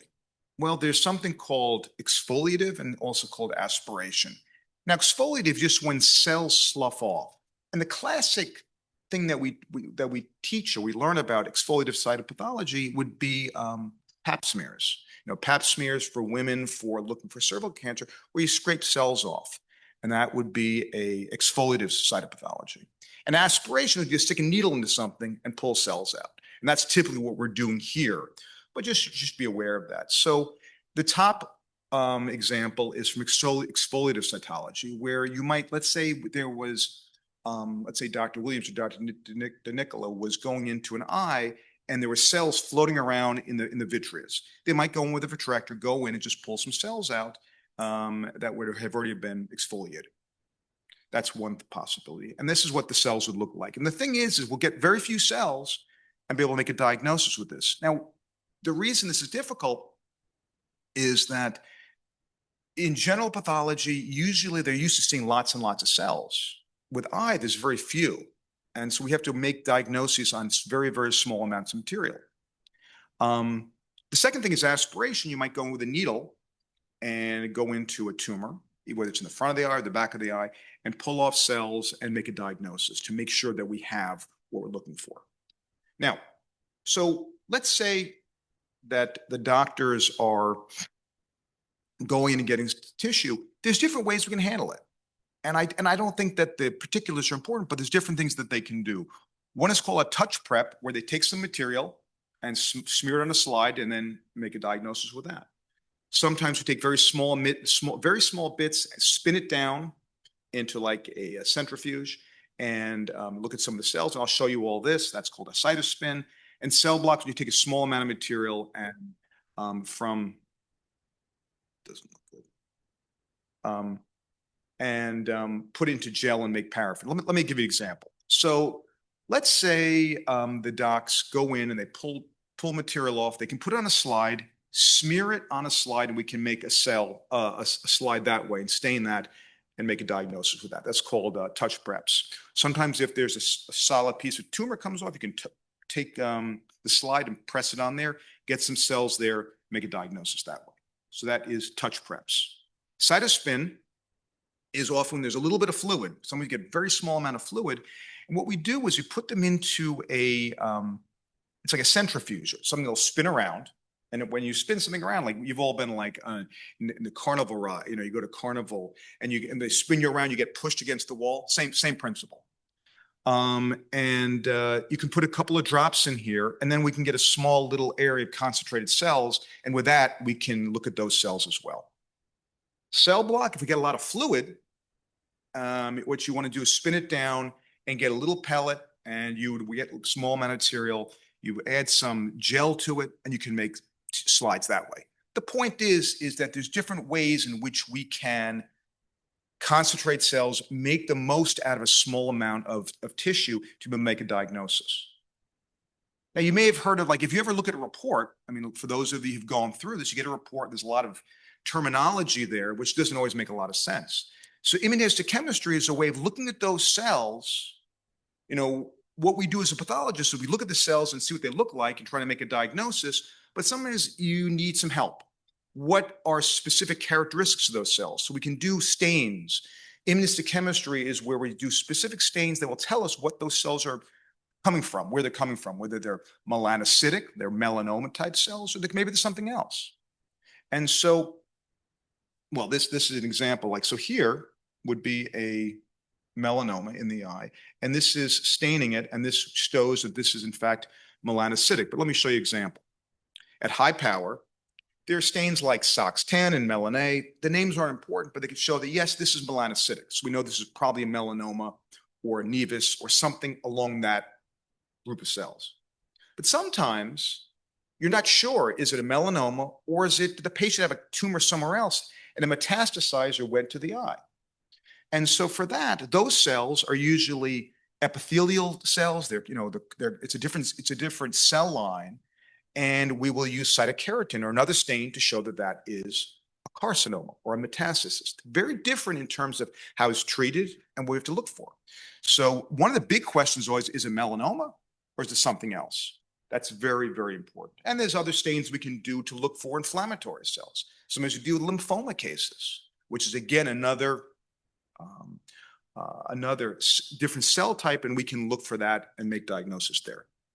But let's go through an example. I think a lot of this is, if we see an example, we can kind of figure out what would actually happen from a patient to help make a diagnosis. This was a 49-year-old female, and the thought was that this was a uveal melanoma.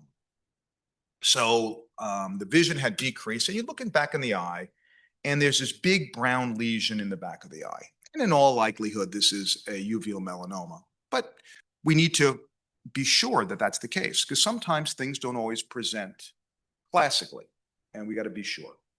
So the doctors will do ultrasound, and ultrasound is what you're able to do. See here, this is the retina. It's detached, and you see this mound-shaped lesion, and there's a retinal detachment here.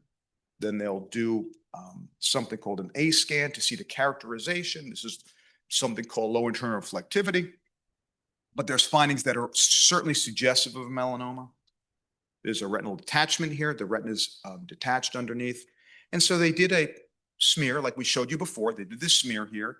And these atypical cells here have prominent certain features that are consistent with that of a melanoma, and they have pigment in there.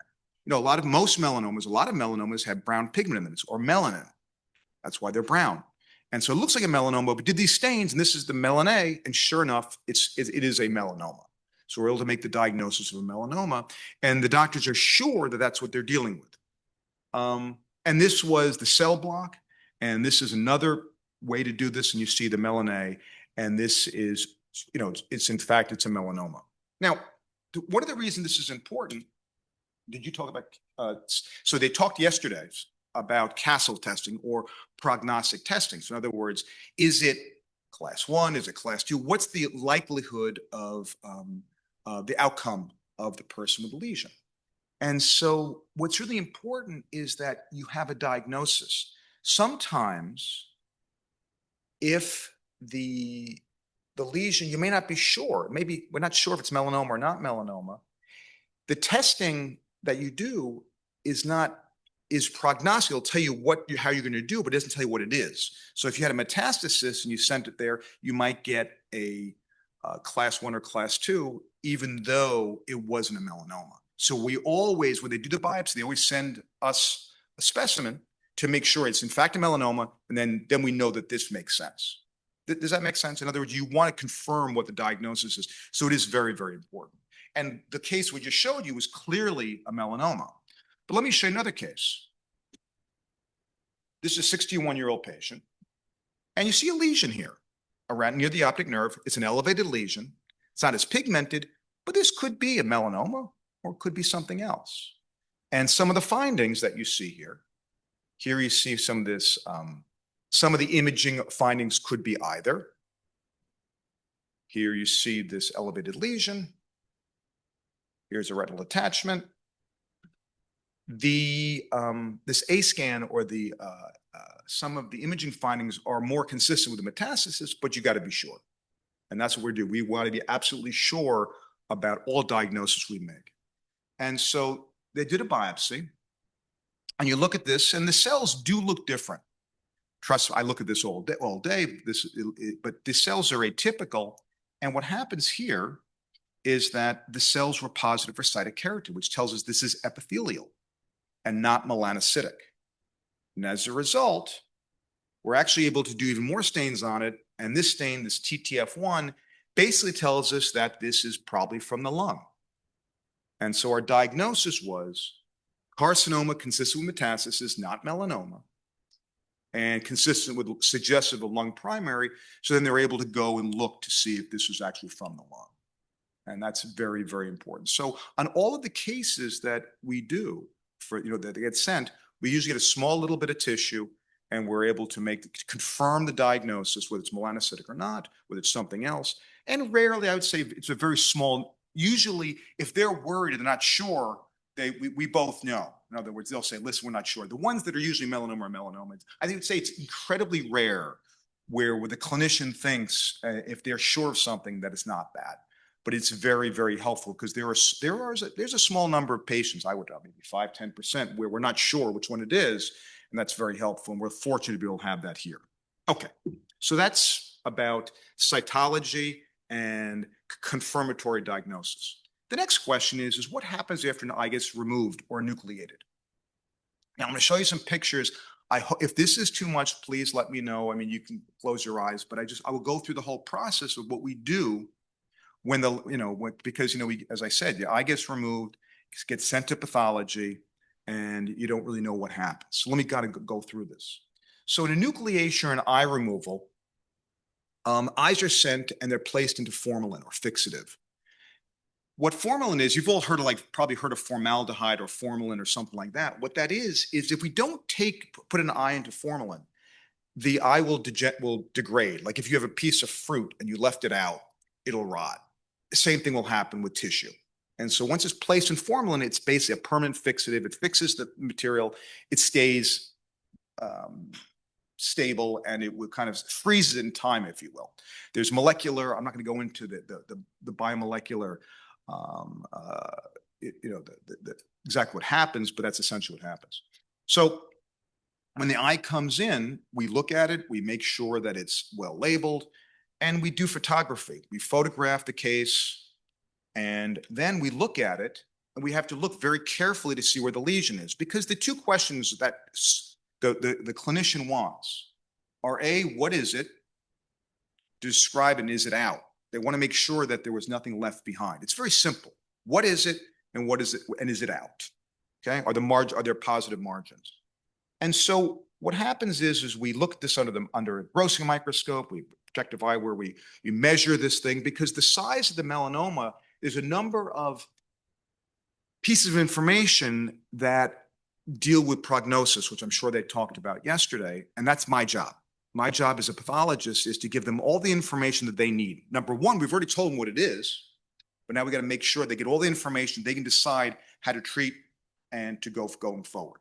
So as we said, the three places that this melanoma usually arises, the iris, which is the front of the eye, it's the colored part of the eye, the ciliary body, and the choroid. Choroid most common, but can be any of these three, and they can be all three of them at times, anywhere along that middle coat. So when the eye comes in, this is what the eye looks like. We want to find out where the tumor is because we want to basically adequately sample it to make sure we get that tumor. So A, we look at the pictures, like so when Dr. Williams or Dr. Nicola, when they remove an eye, I will go look at the clinical photos, look at them, see what they look like to see where the lesion is so that I can get the best the best samples of this thing, of the tumor. And what they'll do is we'll transilluminate to look because melanomas are dark. I can usually see where the melanoma is to basically orient the eye correctly. Now, what we want to do is we need to cut the eye open and remove it, and to cut it open and take sections so we can get the thin sections under the microscope. And so typically, if it's a regular eye that doesn't have a tumor, we'll just cut it this way so we can get the important parts of the eye, the macula, the optic nerve, and the pupil. In other words, those are probably usually the most important parts. But let's say for a melanoma, the melanoma is obviously the most important part. And so here there is a melanoma here. We'll cut it. So we have these sections here, and then we can go look under the microscope to see where the cells are, what they look like. Are they viable? Are they not viable? All the information that the doctor wants. And there's different ways to cut this, but this is another way to cut it as well. So this is what an eye looks like with the melanoma. And they can be very heavily pigmented or not so pigmented. Here, you see this lesion here. It's in the choroid and the ciliary body. The retina is still attached. And sometimes there's pigmented and these are non-pigmented areas. They can be both. And that's why some non-pigmented tumors can mimic a metastasis or vice versa. Not all the lesions look the same. And the more experience people have with these, the less likely they are to make any mistakes, and getting tissue is super helpful. So I'll show you a couple of different cases. This is a melanoma. It's of the ciliary body, of the choroid. The retina is attached. You see that here. Here's another one. And here's pigmented area. Here's a non-pigmented area. Here's a much bigger case. This is involving the ciliary body and the choroid. And here the retina is detached and there's some hemorrhage. And you can see the tumor breaking through kind of in a mushroom configuration. But in other words, it's extending beyond the choroid into the subretinal space. And these lesions can spread out. And it's important to know where they are and whether they've gone out. And I'll show you some examples. This is a case actually from a doctor who sent this to me, case from Venezuela. And what you see here, the doctor knew that this was the patient had been diagnosed very late, and there's melanoma all here, and this is all tumor, which is spread outside the eye. Okay. Yes. Yes.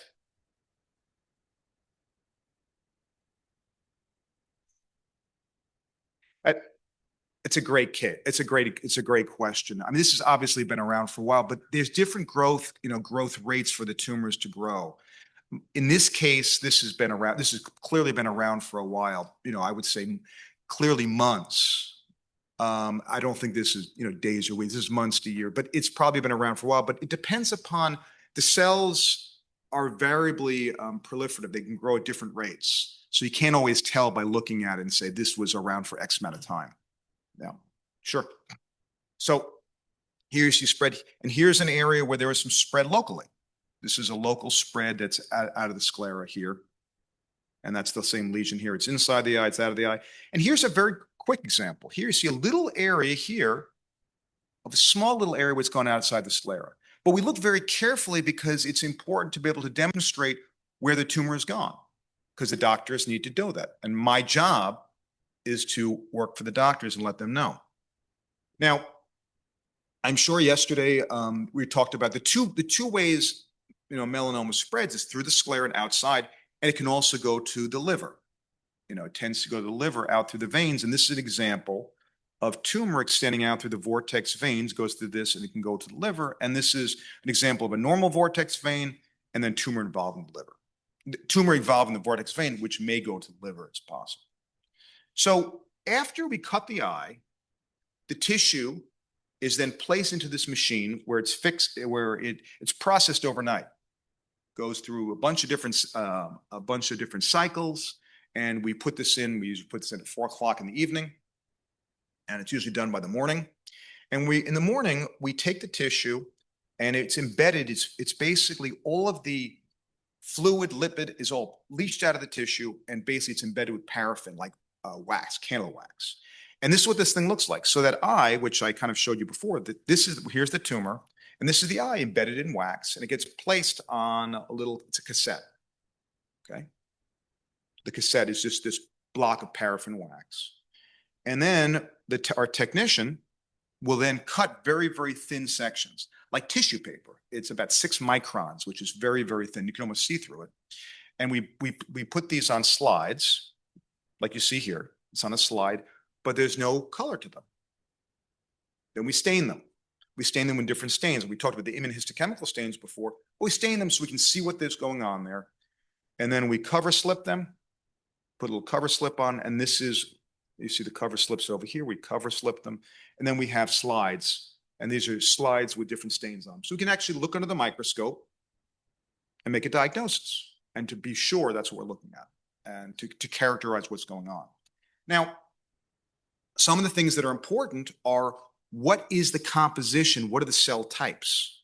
So knowing it's melanoma is important, but also knowing what types of cells there are.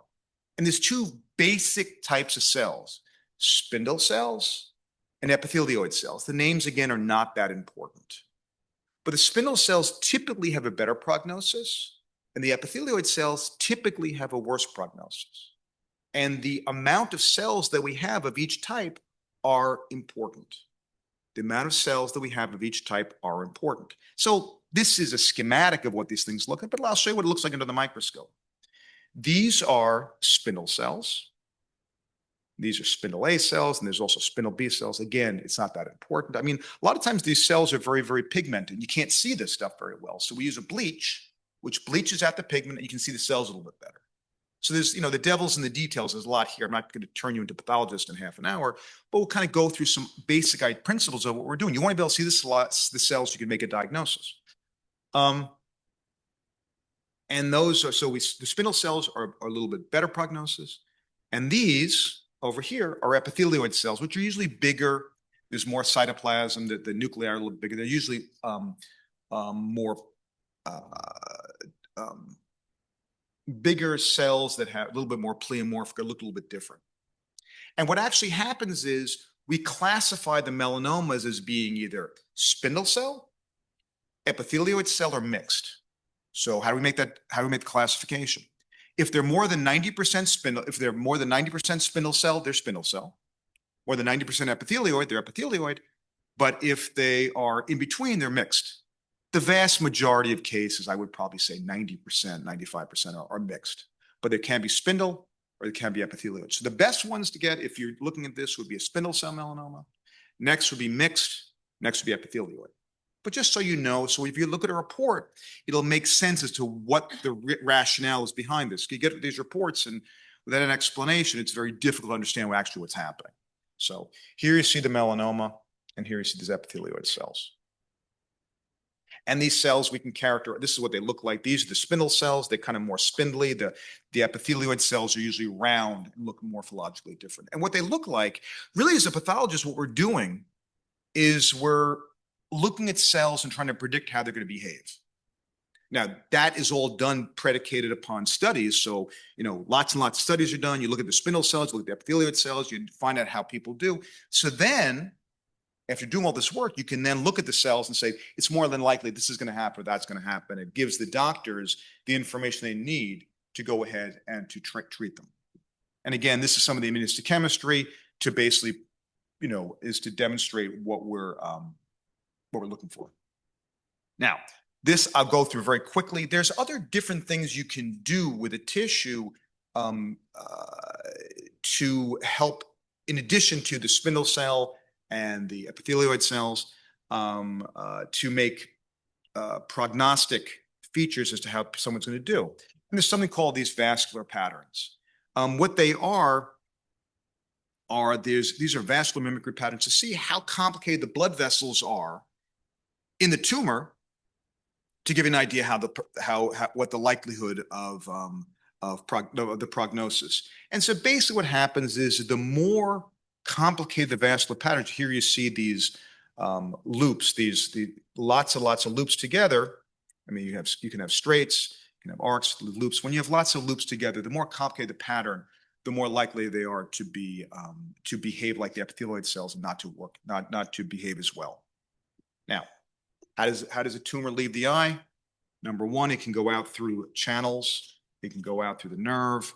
And this is some examples of it going out through vortex veins and out through sclera, which I just showed you before. So those are the things you want to know: what it is, where did it go, and what the classification is. And here's an example of it kind of coming out in front of the eye. It's on the iris, it's on the sclera. You see that there. So when we look at a report, the report has, it's a very, very long, lots and lots of things to check off. And some of the things that you'll see, we want to know what's the clinical. Was there stuff sent from molecular studies? Where is it located? If it's present in the ciliary body, it has a slightly worse prognosis if it's in the choroid. And so it's very important that all of these things are done. It's done very methodically. This is a checklist. So I get these checklists, and this is obviously way too busy, but it gives you an idea. All the things we go through to check off, to be able to give the best diagnosis in a very, very thoughtful manner. It's not like I'd say, well, I'll do this. No. And this has been done with committees and groups that we've been involved with to make sure that we're giving the right information. So where is it located? How far is it from the optic nerve? How big is the tumor? The tumor size is incredibly important. For example, size is incredibly important. So there is this category here where how big is the greatest basal diameter, and then how great is the height? And predicated upon that, it's considered either a 1, 2, 3, or 4, based upon how big it is specifically. So we look at the numbers, how the basal diameter, the apical diameter, and you'll see that here. Yeah, so this is the size category. So if it's a 1, 2, 3, they're based upon whether it'll be a 1, 2, 3, or 4 based upon the size. And then it depends upon how big it is, where it's gone. Has it gone? Is it in the ciliary body? Is it not in the ciliary body? Has it extended out of the eye? And with that, you'll make a diagnosis. So this is the report. And this is kind of like a term paper that I have to come up with. So if you remember from college, this is what happens. This is all what's happened. But here's the report. So this says ciliary choroidal melanoma with extension into the neural retina, through the sclera, posterior peripapillary sclera, approximately 50% viable. So we also know about how viable a tumor is. The tumor is all dead. If the patient had been plaqued before, the doctors want to know that, because sometimes the eyes are removed, because there's necrosis. Sometimes this is removed because it's a large tumor. There's different reasons. And we want to know whether they were radiated, et cetera, et cetera, et cetera. And then we can go through whatever else we'll find in the eye, because some of these other things that were there that are important as well. And what will happen is we talk about where the tumor is, whether there's a previous biopsies, what the surgery that was done, exact size where it is and where it's gone, whether there's any metastasis. And then this was a large tumor. This is a PT4, so it was a very large tumor. And D meant that, so this is the diagnosis. It says tumor size category 4, ciliary body involvement, vexillary extension less than or equal to 5 centimeters in largest diameter. So as I said, very, very, lots of categories, lots of subcategories, but each one of them is incredibly important to the clinician. And that's why we do this. And then we'll go through and all of the information. There's a lot more, but I want to just keep it simple. That's essentially what we're doing.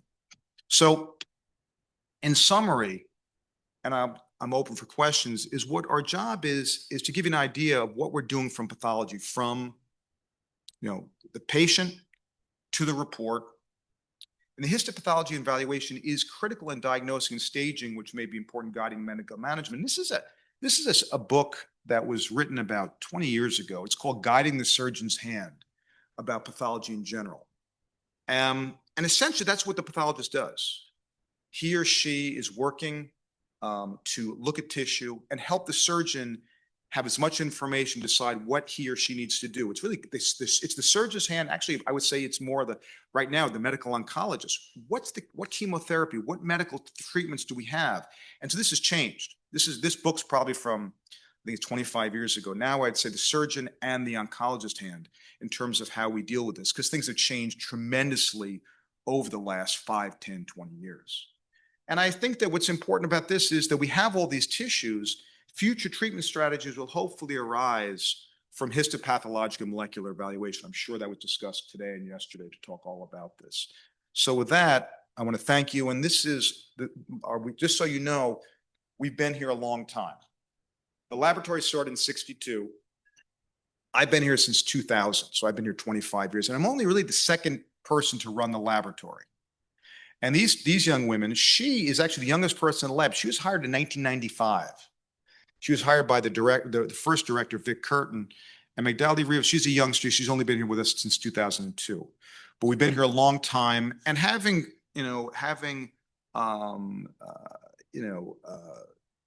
stability, allows for good work and quality work, and that's what we plan to do. And I can't retire because my youngest child is 13, and unfortunately, she wants to go to college. I tried to talk her out of it. I said, it's not that important, so I'll be here for quite a while. So I'll be working with these guys, and it's really been a pleasure to work to spend time with you. And if you have any questions, please don't hesitate. Thank you.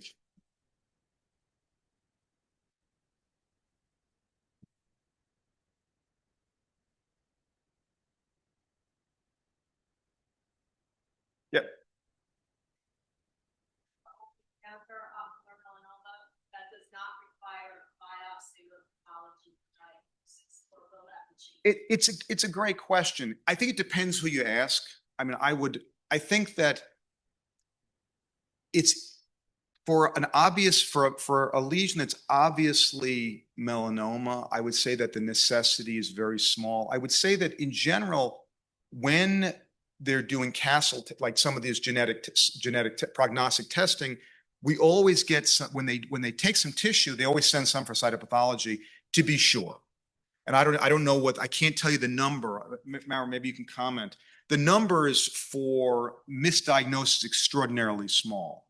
In the COM study, which was done years ago, there was a very small number of misdiagnosed, but there were some. But so I would say that this, and retinoblastoma would be the other one whereby usually you don't biopsy, because we're worried about seeding things, getting seeding lesions and things like that. But I would say that it's extraordinarily small. That's what I would say. Sure.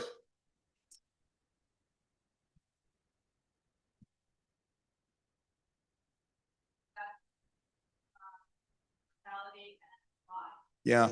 So if the ciliary body involvement, probably because of the anatomy and the vascular structures there, if it's a ciliary body, if it's a ciliary body involvement, it's a slightly higher risk because of location and presumed anatomy. That's the reason why. The big indicators, the big take home points are size, cell type, genetic class, the gene expression profiling, vascular patterns, but a lot of them overlap. If it has one, they tend to have all. They're independent variables, but they are all important. So, sure.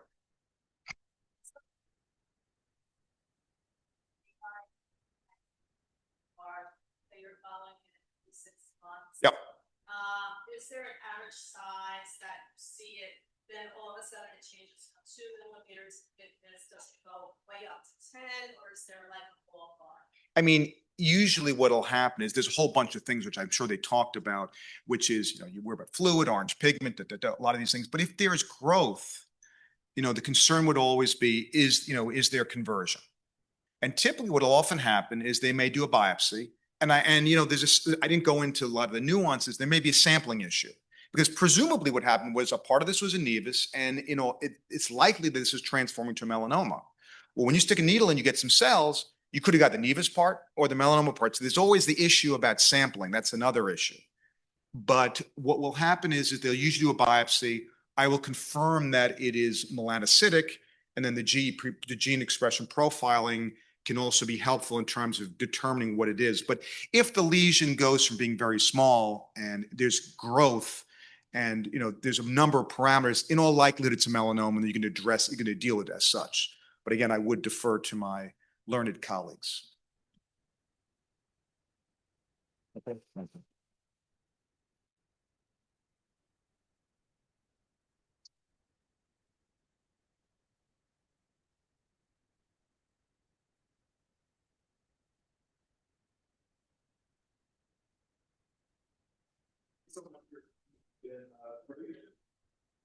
Yeah, they're on. It's been a great symposium. At this point, as we're closing, one of the most important things for us is to learn, number one, how the symposium was for you. Number two, as clinicians who are trying to help and take care, what we can do better, what things we need to know, what gaps there are in care so we can provide better care in the future, so we can provide better education, so we can provide better content. So we would love to open it up to all of you to give us the information that we need to do a better job moving forward. And we will be taking copious notes so we can work with our teams to do better in the future. We started talking about this before with like breakout sessions over there, but I think obviously as like physicians, there's obviously like, you only allot X amount of time per patient. There's so much to get to when someone gets diagnosed, but we were talking about just being provided the resources. Like I'm thinking for me, from both medical oncologists, ocular oncologists, I got 0 resources. I think maybe I got 1 pamphlet, but that was it. And then when I talk about resources, obviously resources in general, but like I was even saying earlier, after my diagnosis that night, I went home and I was like, there's gotta be a Facebook further from. So I joined one, which was so helpful. And that kind of helped guide me in the right direction because I was able to kind of talk to other patients, find out information, also just have those connections, have support. And so I think even at the bare minimum, if doctors are saying, hey, like there's these Facebook groups, right? Like I might not be able to vouch for them, right? But like they exist and there are, there's that resource or more pamphlets or whatever it might be, or just certain services that like, social workers might be aware of, but the average layperson isn't, doesn't know. I think just giving us, some sort of roadmap as to where to go. Yeah, that's extremely valuable. We also heard that about low vision and making that connection very early on. And then perhaps providing a little bit more, finding out a little bit more information from the financial perspective, especially when it comes to prostheses. So Maria and Veronica did a fantastic job, but that kind of helps us guide people towards them a little bit sooner as well.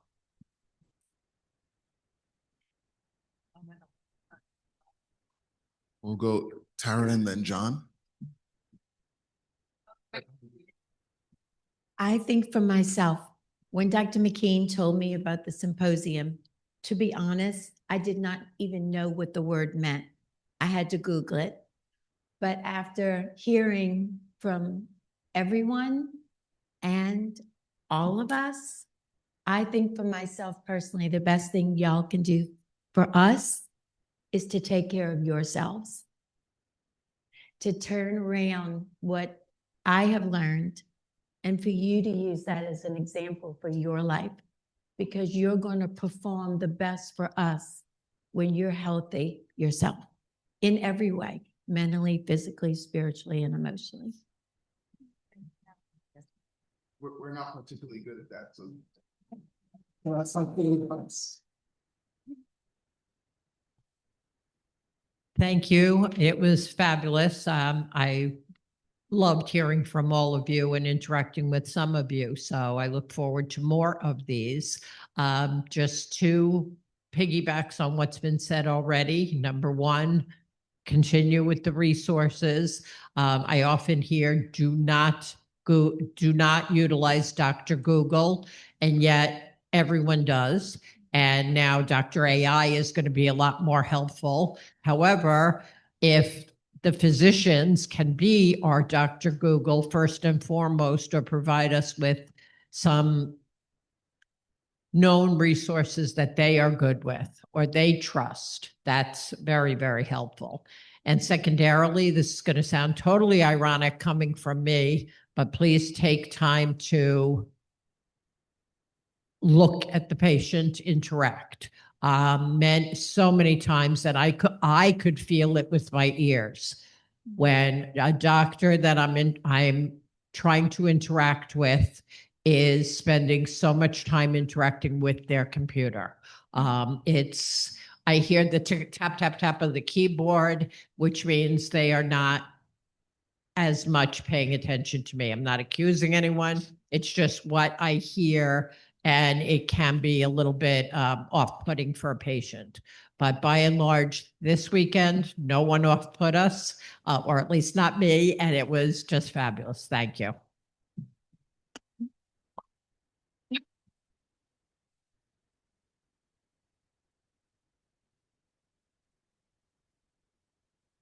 So I'm sure you guys are all aware, and I'm sure things are being done. But if there was one thing I could say from a rare cancer community, I know this is hard to do because it's rare cancer and therefore doesn't get a lot of attention.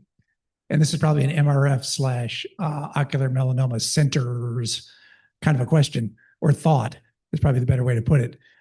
You hear when you look at Facebook posts and stuff, so many people have such varied experiences across the medical field, depending on where they are and who they've seen and whatnot. It seems like it would be useful if there was some backplane of coordination, collaboration that happened in a way where it almost didn't matter where you were. And if you get the word out to the doctors, like I live in rural South Dakota, I'm the only metastatic ocular melanoma patient in the largest city in the state. The doctor I'm seeing has one other patient that she's been following who isn't metastatic. So the information that's out there and the ability to deal with those, especially in rural areas, is difficult. And if there was some way where, and as I think we're only finally getting to the place where maybe this starts to become a possibility because we're starting to see centers arise, or what Roya was saying about, having a photon beam place where people can go, where patients could get a baseline of information that says, hey, you're an ocular melanoma patient. Here's kind of where you're at, what the standard of care is in terms of how we screen this, what we look for, and kind of go into the pamphlet of information or something that put everybody on the same baseline. And then these are the resources you can reach out to, that if you're in an area where you're able to and you would like to travel to a center of excellence, these are centers of excellence, and these are the kinds of things that they specialize in. Or even better, your local oncologist is tied in with this backplane network, and they get information and they participate and they work as a team to bring forth the best thing that they can recommend for you. I've been lucky, and I sought out a doctor when I moved to South Dakota that was capable of working with a world-class expert in Philadelphia. And if there's any question, they say, reach out, ask them whatever, and I can go say, this is my situation. Would you recommend I do what? And where should I do that? And they said, you can do that right where you're at, or no, come out and see us. We need to see you. So something like that, I think, would be useful across the ocular melanoma community so that we can raise the standard of care to some baseline that allows anybody who runs into this to have access to the resources and know that they're getting what they need as they move through that journey, if that makes any sense. It makes absolutely perfect sense. This is something that has come up in many conversations. It's one of the reasons why the Collaborative Ocular Oncology Group was started. I would say, we've always had meetings amongst ocular oncologists for 40 years or so, let's say. But there was not great collaboration in terms of what each practice is doing individually, how to approach patients in a collective way. Medical oncologists were not involved in that conversation at all. And so now that we're actually collaboratively working on research and working with medical oncologists, things are a lot more standard than they used to be. Because this is such a rare condition and because it requires such a high level of expertise in order to do it, there are very few people that go this far in training. And so they're kind of not necessarily spread out across the country in a way that geographically would be best suited. But in terms of providing educational resources and information so that even if you don't train in this or specialize in it, you have access to it and know who to refer patients to or who to communicate and kind of co-manage patients with is something that's extremely important. We've had conversations with our patient advocacy groups and industry, and this is something that everyone kind of wants to work on. And so we just have to put it together in a unified way. But 100% you're correct. I also want to just add to that we hear a lot of times the same message that you're sending is people are hearing things piecemeal, or people are hearing things about resources too late. And it would have been helpful earlier on in their journey. And so this is something we try and combat from all angles, getting to the ocular oncologist, getting to the medical oncologist, even though they have maybe 15, 20 minutes with their patients, what can they hand to their patient that comes from us in that short amount of time? But we have to get it to them, and they have to have the time, which we know is so valuable and so little. The other thing that we started about 10 years ago is our CureOM Global Science Meeting, and it does just what Dr. Williams just shared. For the first time, and it happens at the Society for Melanoma Research Conference, which for a long time they didn't have ocular melanoma sessions, so we tagged on this meeting, and now they have more because the research has advanced. But this was for the first time these multidisciplinary teams that were never talking to each other before because they were at eye institutes and they were at the cancer centers and they were pathologists, whatever it may be, are now all in the same room for this dedicated meeting to say, how can we push science forward? And so we do that every year to bring these people into the same room and say, let's have better collaboration for our patients. One comment from me. Thank you, first of all and foremost, for the session. It's been most helpful. It's my first one since being diagnosed in 2016. But I'd also like to urge clinicians and patients to keep getting their scans done. Don't stop doing it. It's so important. And don't just get, the ultrasound scans. Get the ones that really show what's going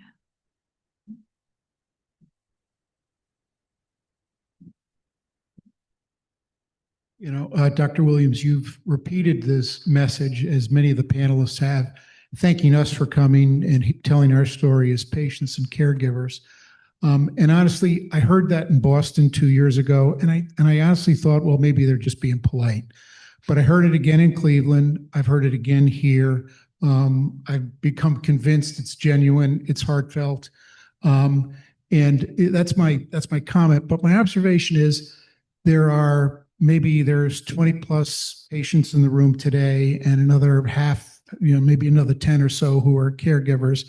There's only 30 people. And I'm not sure exactly what the numbers are, 2,000 cases a year. Maybe there's 30,000 people living with this disease. I don't know. It's a guess on my part. But if it would help you, if we got more people to attend this conference, you guys do such a wonderful job. Miriam, your team, it's superb. And it's been consistent every year, and we certainly don't, maybe we take away 10 or 15 or 20% of the technical aspects of what we hear, but it absolutely positively helps us on our journey and increasing our awareness, tenfold. So it is worth our time and money to make it here. And I totally understand that many people can't afford the time and the money to get here. But if there are ways that as we as participants, can help you and the organization get more people to the table every year so that it's not just 30 people, it's 60 people, it's 90 people. If there's ways that where the doctors can advertise this and if potential prospects, attendees could speak with some of the people who've come. Of the 30+ people in the room, I'm sure there's 5 or 6 who would volunteer to have 1 or 2 conversations a month if necessary, to help sell the benefits of the symposium. I'm sure many people would sign up to do it because it's well worth it for us in our journey. So happy to do that and do whatever we can to help, because you guys do such a great job, and it's the least we can do for not just providing the medical care that you provide, but the care that you provide. Thank you so much, Ray. And it actually brings up a great point. Raise your hand here if you were on the planning committee for this weekend.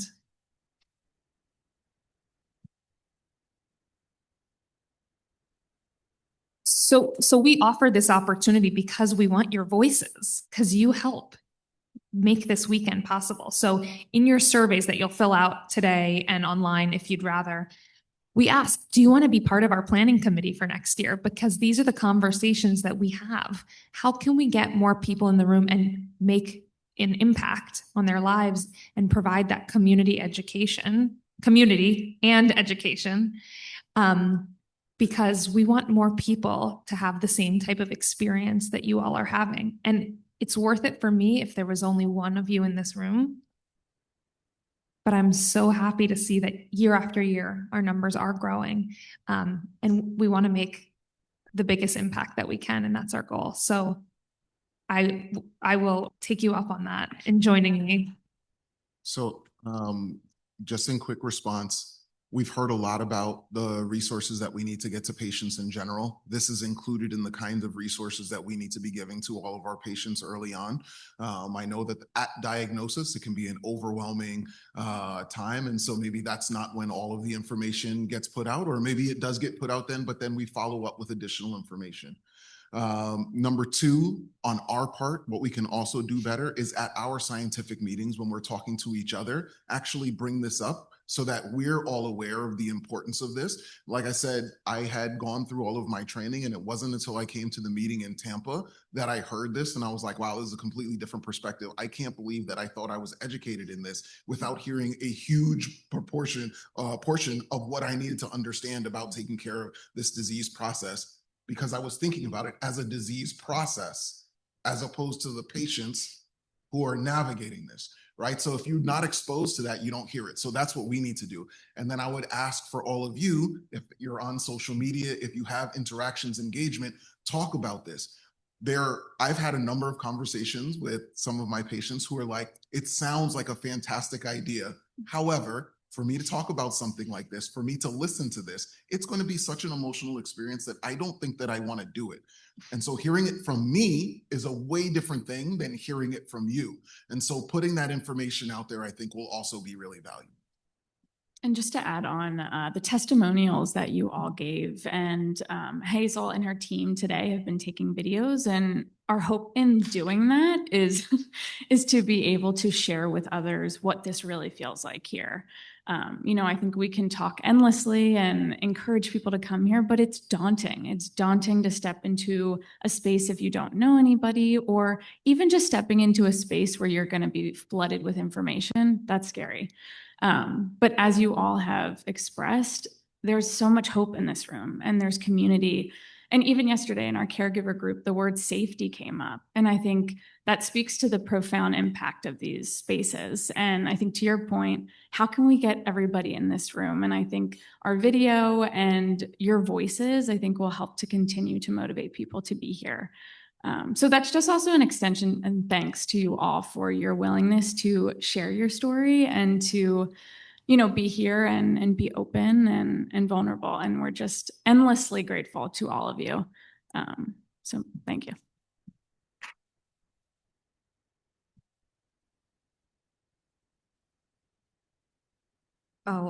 This is just a very random question, but since it's the last day, I just wanted to ask the other patients in the room, did anyone else have proton beam radiation? You did? Okay, let's email. Okay. Just one last thing I wanted to say is I've heard many people wanting to know if we can stay connected. And I know there's all kinds of privacy issues and all of that, but is there a way that we could contact you all and say, this is my contact list, I allow you to pass it along to anyone that was participating? Yeah, absolutely. You can email me directly at cglavin@melanoma.org, or you can email our cureom@melanoma.org. And if you want to just say, here's my email, I'd love to share it with the community, and we'll be happy to share it out. That'd be great. Thank you. Along those lines, it would be fantastic if you're shy and you don't want to speak on the microphone now, but you have ideas and thoughts you would like to share. Please send them by email afterwards, so that way we can take that information as well. Just to follow up on Mary's statement, maybe on the registration form, you can't hear me? Talk a little louder. Oh, I'm sorry. Maybe on the registration form, if it's not already there, just put a box. Can we share your information with the group? Do you mind if we would just do that and just handle it that way? Then you could compile the list and send it out. Yeah, something that we've done additionally, maybe we could put it on the after survey so that, after they meet all the people. But we put on the registration, if you'd like to be reached out to by a planning committee member. Did anyone here get an email or a call from the planning committee? Yeah. Right. We do that to create, community ahead of time so that people aren't like walking into a room where everyone feels like a stranger. But to quote Len, he told me on the first night, we don't need icebreakers anymore because no one here is a stranger.